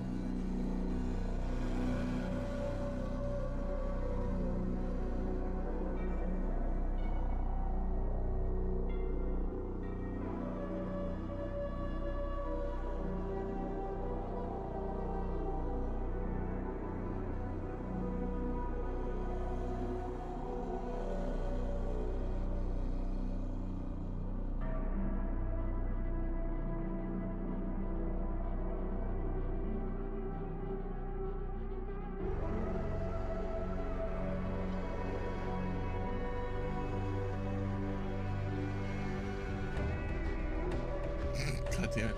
Can't wait for the History Channel Ancient Aliens episode on how aliens intervened against the Merovingians. God damn it.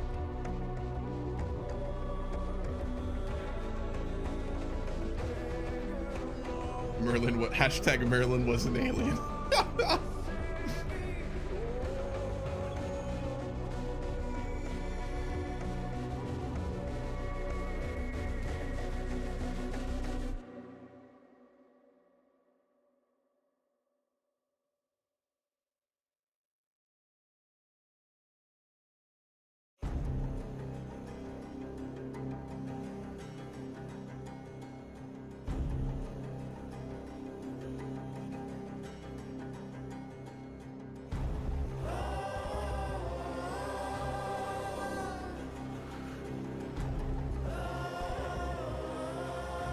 Hashtag Gobanus was an alien. Now that's something I actually might believe, honestly. Fucking hell. Can we see an ethnic map? Please respond, remind me, right after we do this roleplay meeting, and I will do a little look around the world. We haven't done one of those in a while. I will almost certainly probably forget, so for once I will say, like, feel free to use all caps and at me. Please don't do that normally, but for this one, feel free to.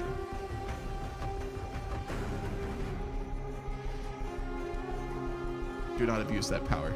It's a one-time offer. All right, we've got 9 for We Walk Together. And then we've got 6 combining YouTube for Nat and Leon enters first. So we'll be taking the route that, no, we honor what we said originally. This alliance stands together for the future. We take London together. I think we'll say, like, Nat and Leon will say, like, me and Gobanus, like, we will lead, obviously, any battles we take. We'll lead the siege of London, but we're taking it together. This alliance is about that. It's what we intended at the start. It's what this needs to be. So we'll take it.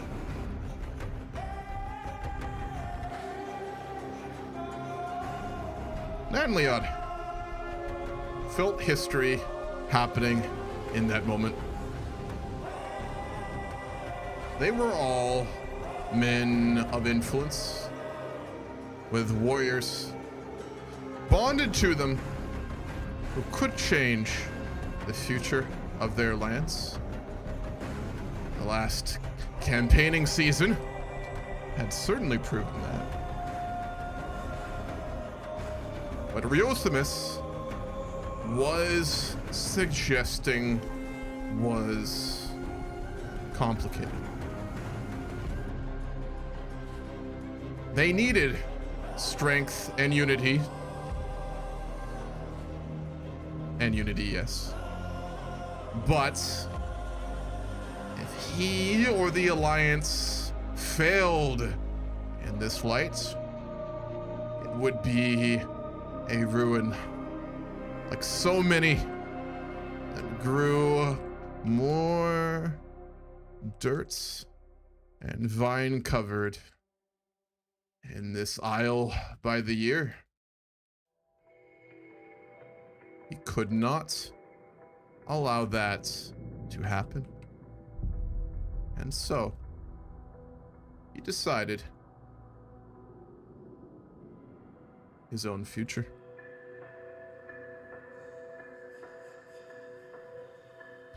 Moving to Riothemis, he put a hand on his shoulder and gave him a long, knowing look and smile before turning to the others.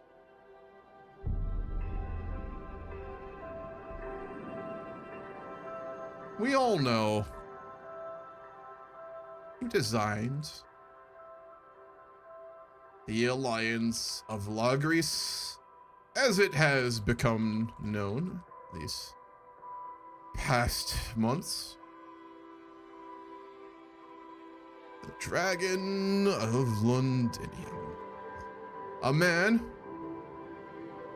nobody here cannot help but respect. The respect that comes with seeing a myth at its golden final decades. He's gonna be generous here. But I was the one who came to each of you in hospitality. He looks at Tudwal. And in at least a little danger. Looking pointedly at Gorst this time.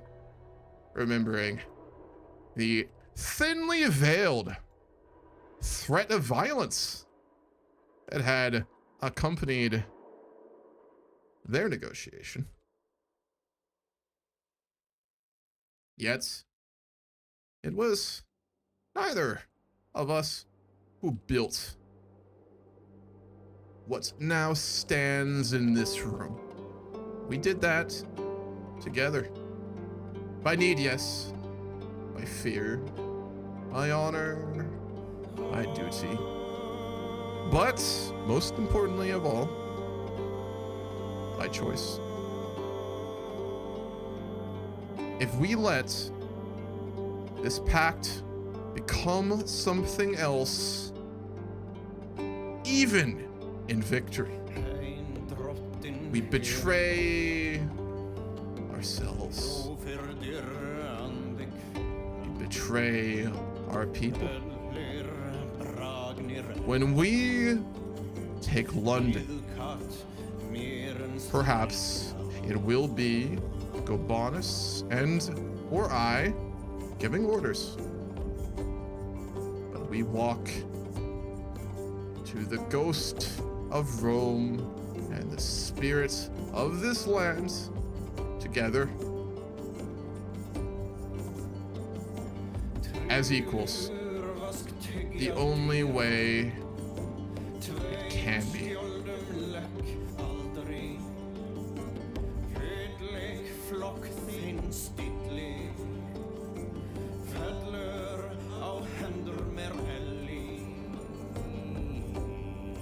And what do you say? The AI is doing the hand on shoulder thing, not you. Yeah, no kidding. That was so funny with Voices of the Court mod. Every fucking conversation, AI puts hand on shoulder. You know, sometimes you gotta throw it back the other way, right, Kyo? You know, now and then. Get a little taste of its own medicine, you know? Personal boundaries, never heard of her. This is 487. There was a silence again, but this time it was not one of hesitation or calculation. It was weight, reverence. The air in the old hall of Atribadium felt thick, not with smoke, but with memory in the making. Realsimus did not speak. He simply reached up and closed his hand over Natanliad's, nodding once, deeply, as gesture of passing, of faith, of something greater than victory or defeat. Budak leaned forward, arms now resting on the table. The smile he wore was sharp, but not mocking this time. Ah, that sounds like the kind of lie a man can die for. He raised his cup not to Natanliad, but to all of them. To equal ghosts, then. Gorst chortled softly under his breath, arms crossed. He didn't stand, didn't cheer, but he nodded. Long as equals still means smart men don't get themselves killed over pride. Fine by me. Then a shrug. If we all eat at the same table, I'll sharpen the knives. Arthas grunted in approval, then raised 2 fingers, not in salute, but in declaration. I'll take the gate. That was all. But to those who knew the man, it meant far more than any oath. Tudwal smiled faintly, his hands folded in front of him. You give the wind a spine, Natanliad. That is no small feat. Mitra spoke crisply, with calm clarity. I will begin composing the letters immediately. To Gaul, to the Saxons, to the damn Pope if need be. A flicker of irony. Let the world know, Britannia has its spine again. Ergol simply grunted, something close to approval, and simply tapped the palm of his sword on the floor once, a warrior's oath. Cadwallon, his gaze flickered between Riosmus and Natanliad. There was a fire still in his eyes, burning deep, but something in the speech had tempered it, for now. Let God watch. Let the dead listen. If this is the pact, then let it hold a beat until the blood dries. And with that, the Alliance of Logris stood united once more. A final campaign was coming. Londinium was calling, and beyond the sea, thunder stirred.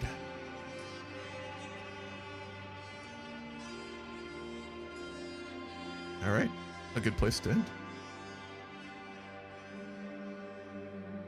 We need one last roleplay meeting, and then I will actually play the game for a little bit today. We're gonna do a little meeting of like the beat dogs of the Saxons who are like huddled together, figuring out what the fuck to do. And then I'm going to actually play the game, and we're gonna see how this develops. I'll play it a little bit until the next big thing happens. If there's a giant meeting after that, I think I may stop for the day, but we'll see. So, also, I did promise to do a look around the world. Let's do a little pause here before we jump on over to the Saxons. So, for once, we can actually stare at CK3. We are still playing a Crusader Kings 3 game, ladies and gentlemen, I promise. It is in here somewhere. Let's look at faiths first here.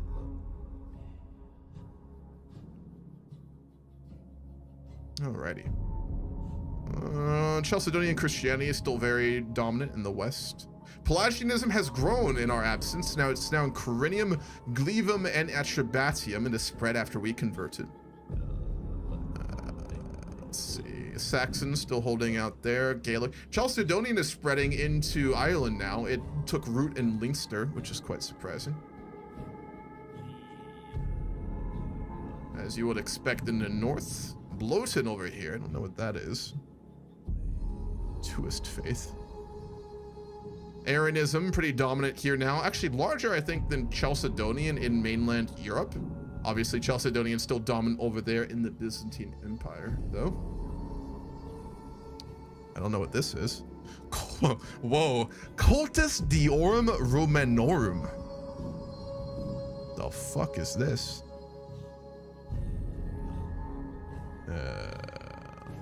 Hold on.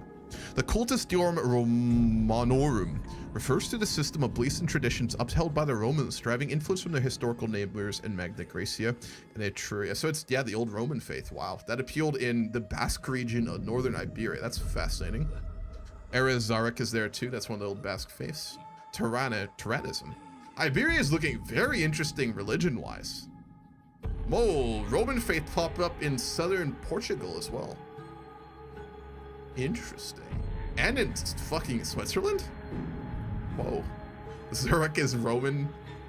Jesus, that's wild. Okay. Interesting. What the fuck? Ammonism is still alive in Libya, apparently. That's the old Egyptian faith. Donatism appeared.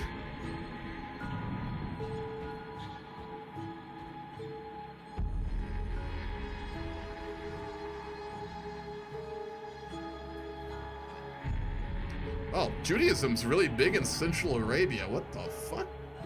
That's interesting as hell.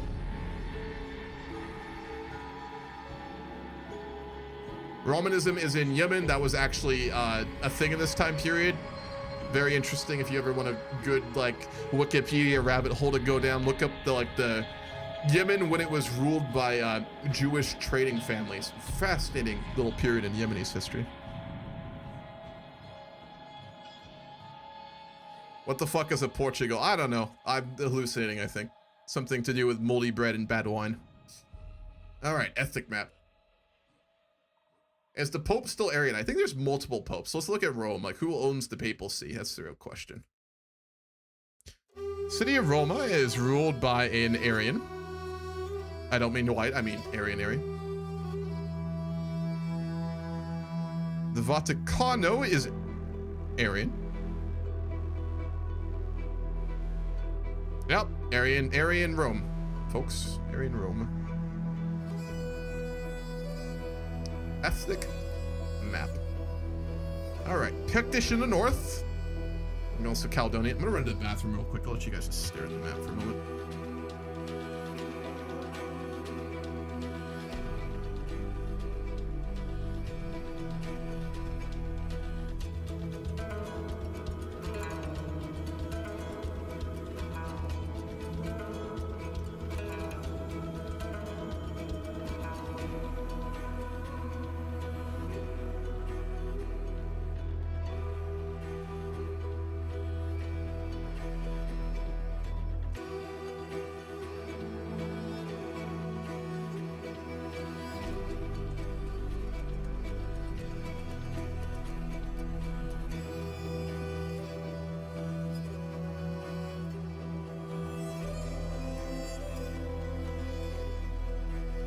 shit, it's so fucking humid here in Ohio right now, and there's no AC in this apartment I have, which I'm only in for another month, for better or worse, so, Jesus. I like literally showered a couple hours ago, already. Ugh, nasty. That's why I do not like living in Ohio. Well, it's one of the reasons I don't like living in Ohio. It definitely is not a bad place. It's got some really beautiful parts to it. I'm in a really pretty part of the state, but dude, I hate humidity. I want to live in a place like without this shit. Fuck. All right, so we've got Pictish up here in Scotland. We've got Gaelic over there in Ireland, the Isle of Man, and then the Western Isles a bit as well. That's interesting. We've got Brittonic all through northern England and into Wales, a bit of Gaelic there also now on the southwestern tip of Wales. We've got old Britanno-Roman, still pretty kind of historical of where it was, or like it was thought to be in this period, mostly in the east actually, and a little bit over there to like leave them. Judish there in the southeast, English. Is that English? That's disgusting. English over there in Norwich, like eastern England, I guess. Salian over there in Belgium. Oh, that's interesting. Migrators. We've got Gallo-Roman, which is Old Gaulish culture, kind of the hybrid of the Roman era there. That's disappearing quickly, given Childeric is Salian. Saxonian there in Normandy, that's interesting. Brittonic still in Brittany. Tayfall? What the fuck is that? Horse floats? How the hell did they get there? They came from the Far East, and I guess they kept their culture. Same with the Alans that I guess migrated and settled here in Gaul. That happened a lot in the Roman period, like either forced migrations or like integrations of like migratory groups. Sometimes they'd hit like Gaul or Rome, and instead of just like murdering them all, because sometimes you just couldn't have resources to do that, what the Romans would do is like offer them a place to like just straight up incorporate them into Rome, and that's I think kind of what happened here, which is interesting. Visigothic there in the south, barely alive. Basque holding strong, thank goodness. They're always fascinating. The Basques also just one of the most interesting cultures in human history, in my opinion there. Cantabrian. Very interesting. Galician. Suebic. Hispano-Roman. Marian. Oh. Practice pirates. Marian Roman, hybrid culture. Autolelis. Sardinian culture, standing strong, beautiful. Hellenic there in southern Italy and still holding strong out there in Greece. Thracio-Roman, south of modern, or I guess ancient Dacia. The Alans there, migratory group. Interesting. Czech. Whoa. Suebic there as well. Noric. Langobard, Thuringian, Saxonian, Ripuarian. Wow, so many different Germanic cultures. That's really cool. Leshitic. A word I can't pronounce in Polish. Daco-Roman still holding out there a bit in modern day Hungary. Progenitors of House Taurus. Yeah, we'll see. Anyone recognize that sigil? Remind you of anyone? It's not the house though. I might seed in House Torres like when we start like in like the normal start date from last mega campaign into Logador just to see what happens for fun, but we'll see. Parthian, Persian appearing now, Arabic, Nabatean, Hebrew still chilling. Interesting culture map, honestly. Proto-Taurus. There's anything wild in the east going on here? Han. Fuck. Yeah, that's about right. So it looks pretty interesting and pretty normal here. Making sure it's not like some Vikings or something that showed up here. Ah. One of the people's custom houses is doing very well.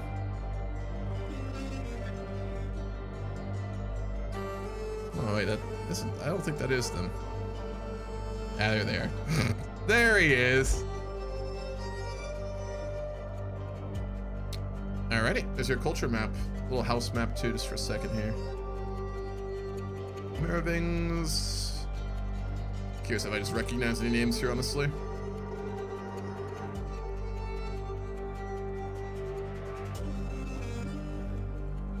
Huh.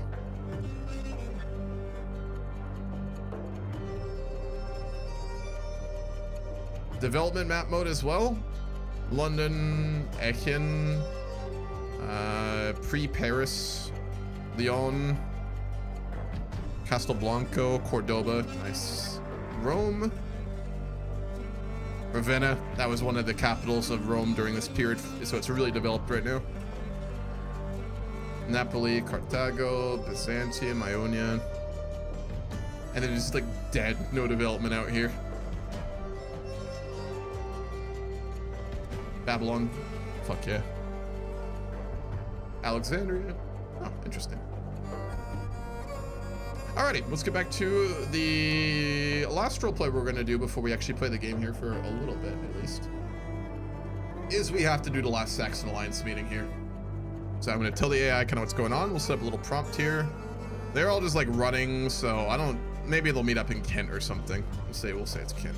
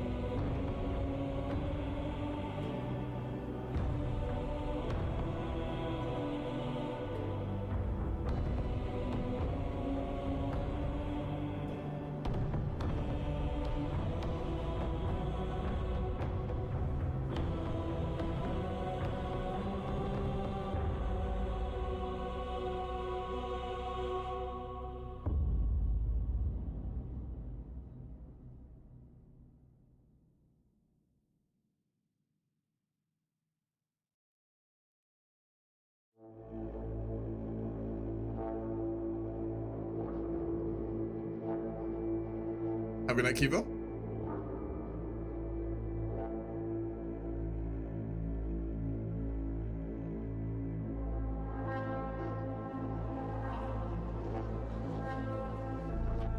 Have you watched the people in barbershop dance or something? It's boring watching Idol.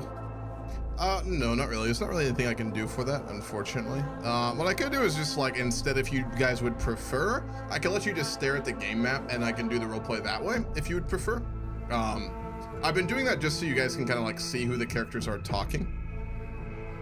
But it's fun either way.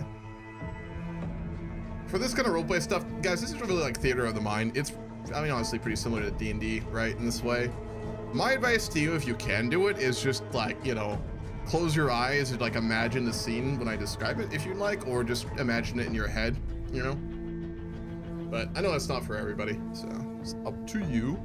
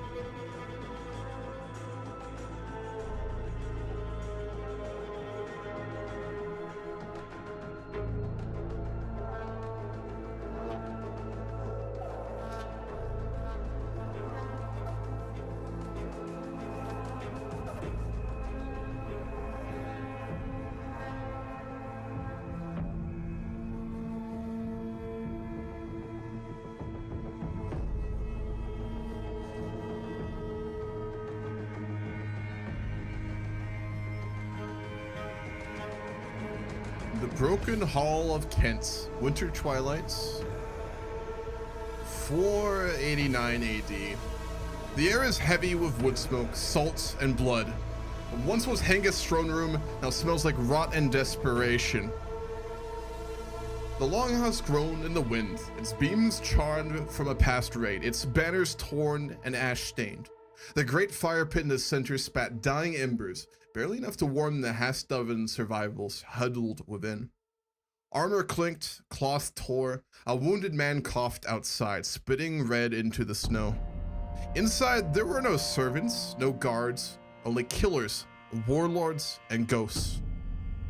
Vigibert stood with a bandaged leg, his golden torque dulled and rusted at the edges, staring silently into the fire as though hoping it would tell him something the gods would not. His fists were clenched, his face was storm-worn and silent, but his eyes burned. Mar, blood drying on his temples, stood to the side, sword still sheathed, jaw tight. He looked as though he'd aged a decade since the rout. Loyalty or fury, it wasn't clear which kept him here. Oh, interesting.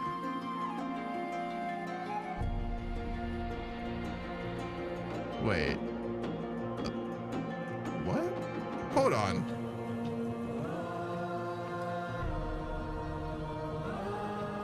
Who the fuck is Markweld? Bear with me a second, folks. Is he alive?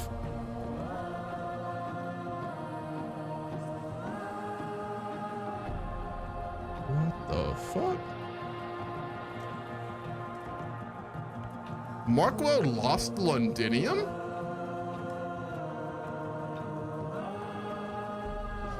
Oh!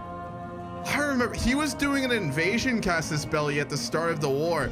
Bro went to Schleswig and just said nope and fucked right off from Britannia. Holy shit. Well, that's fucking wild. All right, yeah, so Markwell's just out. He left, he's gone, he's in Denmark now. He don't give no fucks.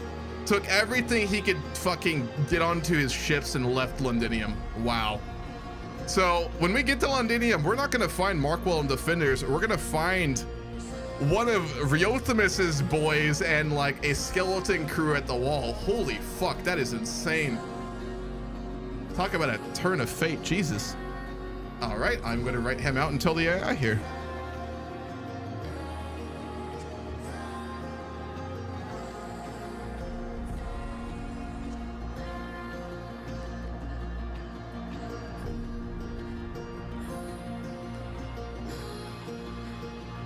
Wow. All right, so ignore what I said. Wolthery stood in the shadow of the old stone hearth. She hadn't sat, she hadn't spoken. Her long white hair, let me find her again really quickly, assuming she's alive, she is, hung damp and tangled, and her cloak smelled of grave dirt and sage. Her mismatched eyes, one pale, one the color of iron, scanned the room like a raven looking for carrion. Then one of the roof slats gave way with a sharp crack. Snow fell into the old map table. No one moved to clean it, and so the silence thickened, till the old warrior of Kent returned. Hengist had survived, wounded, stripped of most of his followers, but as unbroken as always. 180 men left. Holy fuck. What the fuck would he even do right now? Hengist does not bow. But what does a wolf do when he has no pack?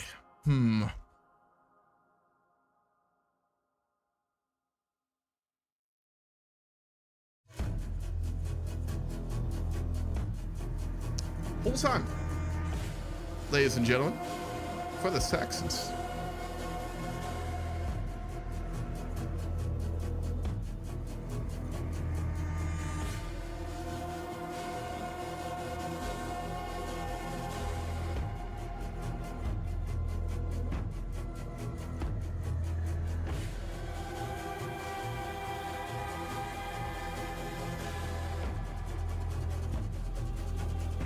Three-minute long poll. This is a short one.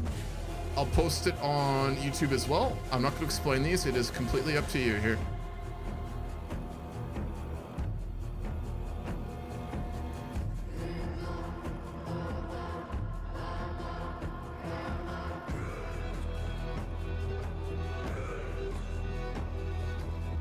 I'll rule the omen after this, Aces. Wolfriff is a little too, I think, battle shocked here to do it quite immediately. Let's be frank here. Everyone in this room has like a hardcore fucking PTSD. They're barely hanging on.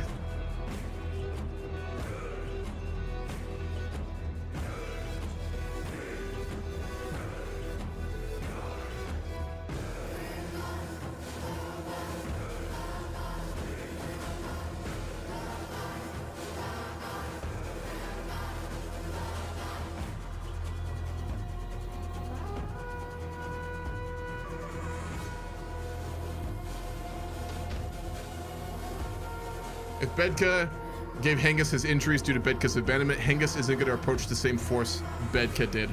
No, but Hengist might try to bargain with Frankie as a sovereign entity, right? And outmaneuver Bedka in the Frankian invasion. That's what he could try and do. He could. Dangerous. They might just get fucking killed by Shilderic. Folks, I want to underline something here. Shilderic's already a fucking legend in this time period, right? The Merovingians are legendary. Everyone in this room would not say it, but every one of them is fucking terrified of this man. Every single one of them. They'll never admit it. They'll act brave, but they're fucking terrified of him. Every one of them, even Hengist.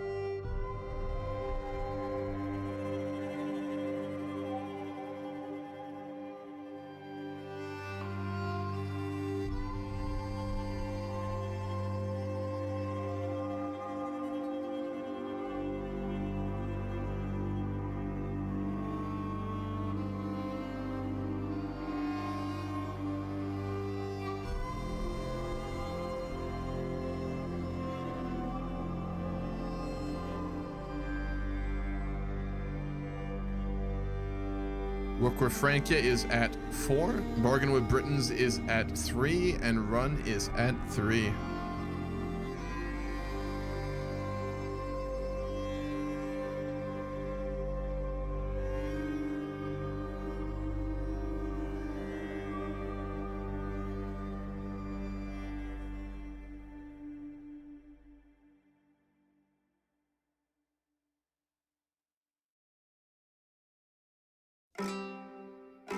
Also, I know I said I would play the game after this. I did get a text from a friend who wants to come over pretty soon here, so I think I will stop after this roleplay here. We didn't get to play the game today, but I will say this. When we start next week, we are going right in. There's no roleplay. We're actually going to play the game. It will be the war with the Merovingians. So, let that be some small consolation here. Okay, so it's a tie. If you combine YouTube and Twitch, it'll be 6 for bargaining of... Never mind. Working with Frankie is at 5, bargaining with the Britons is at 7, and running is at 3. Wow, okay. You know what? Fuck, I'm just gonna let the AI write this. I don't give a fuck.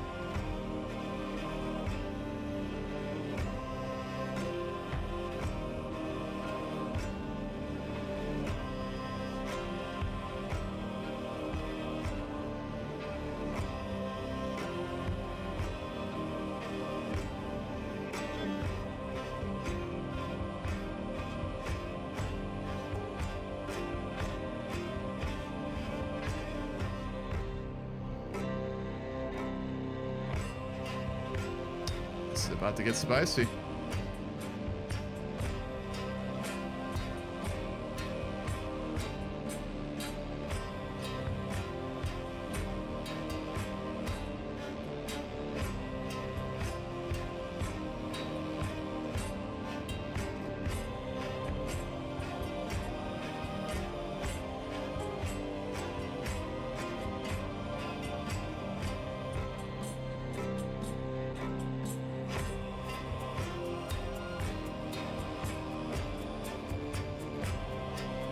The wind howled through the broken rafters.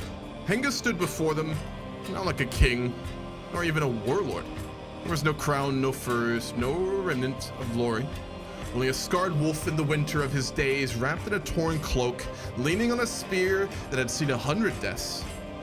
He didn't raise his voice. He didn't need to. Silence carried it farther. "We're not the Saxon Alliance," Hengist said, his voice low, bitter, but alive. "Not anymore. We're survivors. Dogs gnawing bones under a table too large for us. He looked first to Vigibert, then to Mar, and finally Wolfrith, as if testing whether the old magic still lived in their eyes. Bedka has shilled to Childeric, and he will not return as a man. If the Franks come, it will be a war. It will be a replacement.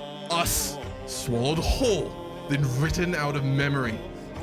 He limped towards the snow-covered table, wiping part of the map clean with his hand, the charred edges of Britannia still visible. I built Kent with the sword, lost it by the same, and now I see it clearly. Survival will not come by dying on a hill no one will remember. He turned to them for once, not as the power, not as the last wolf, but as a man. We must go to the Britons. We offer a pact, land, yes, but more. A sword in the dark to turn against what's coming. If they want a high king, let them have one. I want only to see the Franks bleed. I want to see Bedka bleed. He let the silence stretch, then added, voice cracking just slightly. I would rather bend the knee to a man who fought me than be ruled by one who bought me. He stared into the fire. We must become the unthinkable or be forgotten entirely. The words hung like smoke.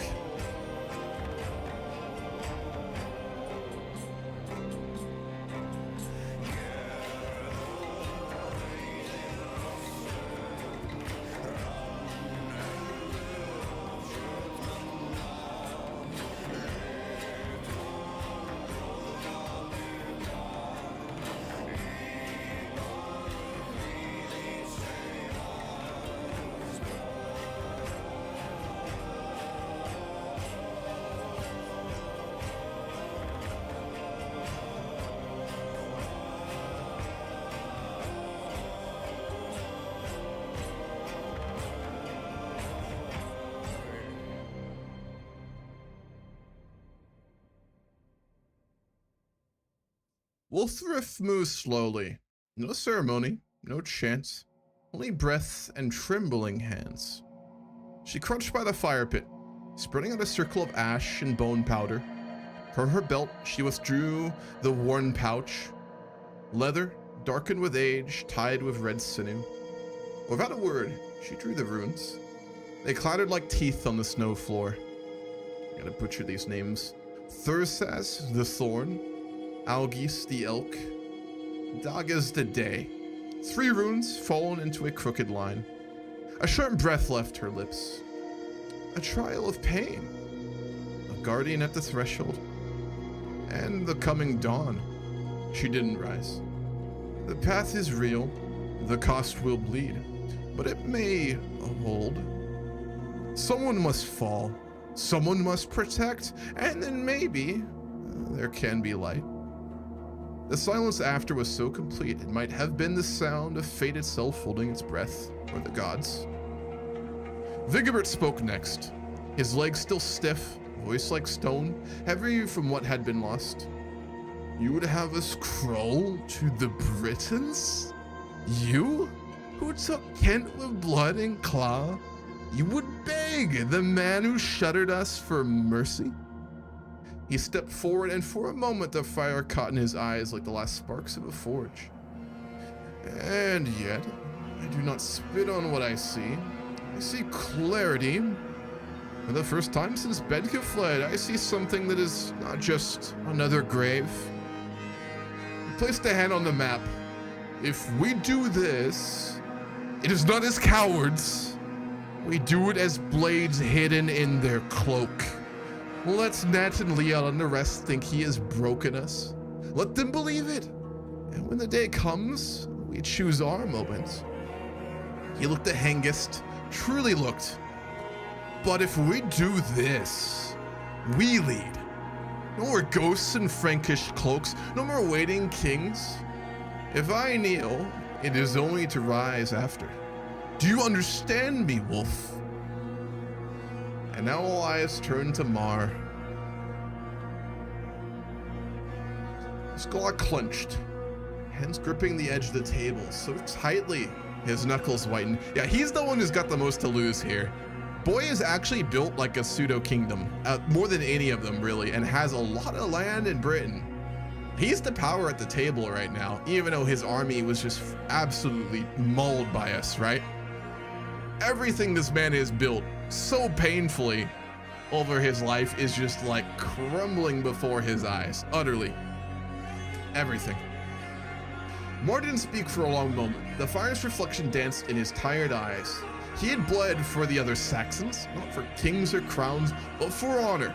And now that word had become a corpse in his mouth. Finally, he said low and bitter, "There was a time I would have cut out a man's tongue for suggesting this." He looked to Hengist, then to Vigibert, and then to the door in the hall, where snow blew in like a whisper from the gods. But that time died at the Weld, with my sons, with my banners. He exhaled. "I say this. Let us go to Nassan Leon. Let him see our wounds and think us broken. Let him believe he has tamed us. And when the Franks return with a betrayer beside them, we'll be behind the wall with knives. But I will not kneel." Then his eyes turned sharp and sudden to Wulfrith, who still knelt near the wounds. "Tell us this, seer. Does the fire truly hold dawn, or are we only dreaming before death?" Wulfrith didn't rise. Her voice was flat, cold and certain. "You will dream. You will bleed. One of you will die. But yes," she looked at Hengist now, not as enemy, even as warlord, as something else. "If you walk this road, dawn may come." And then the fire cracked loud, a sound like the gods clapping or mocking, and still no one moved.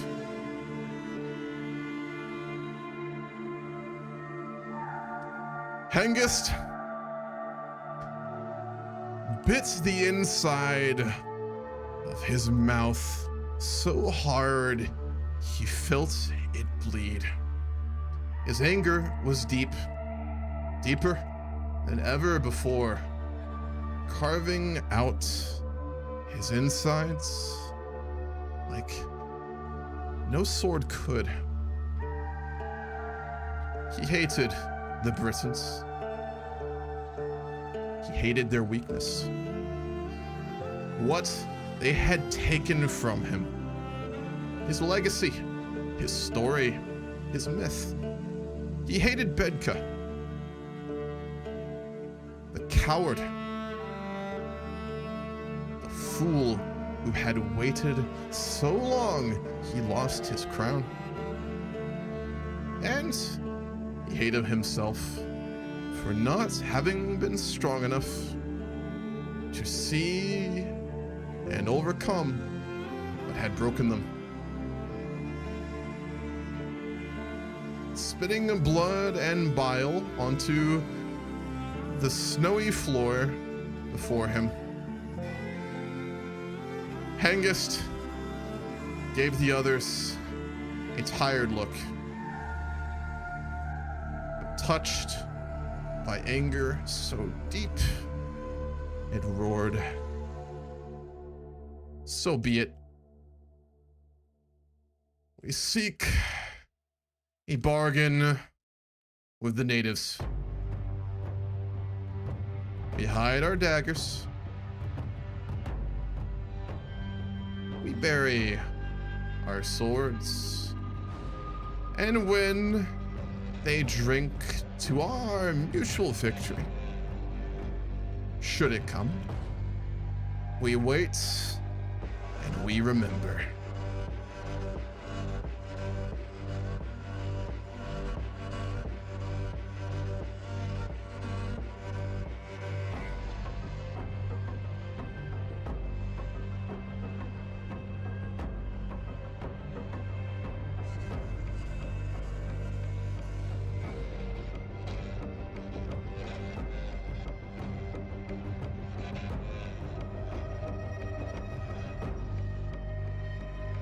The fire flared. The log cracked like a bone beneath an axe. Vigibert nodded once, slow and grim. He did not smile. His pride still stung like salt in a wound. But there was a savage logic in Hengist's words. Cold, cruel and undeniably clear. Remember every slight, every dead child, every oath shattered by blade or coward. He turned towards the hall doors, his breath misting in the cold as he growled, and when the Franks come, as he will, the Britons will think us their shield. He looked back over his shoulder. It will be their dagger and Bedka's noose. Mar said nothing more, but he took a coal from the fire and seared it into the map just beneath the word Lundin, a crude mark, a scar, a vowel. Wolfthrift moved last. She gathered the bloody runes in silence, placing them into the leather pouch like bones returned to a grave. Her voice was barely above a whisper. So the hunt begins again, but this time, we do not howl. She looked up, one pale eye catching Hengist. We wait, and when the gods look away, we bite. Outside the hall, the wind shifted. The snow fell harder. And far away, where the hills rose towards the heartlands, the flicker of Britain torches danced like ghosts on the horizon.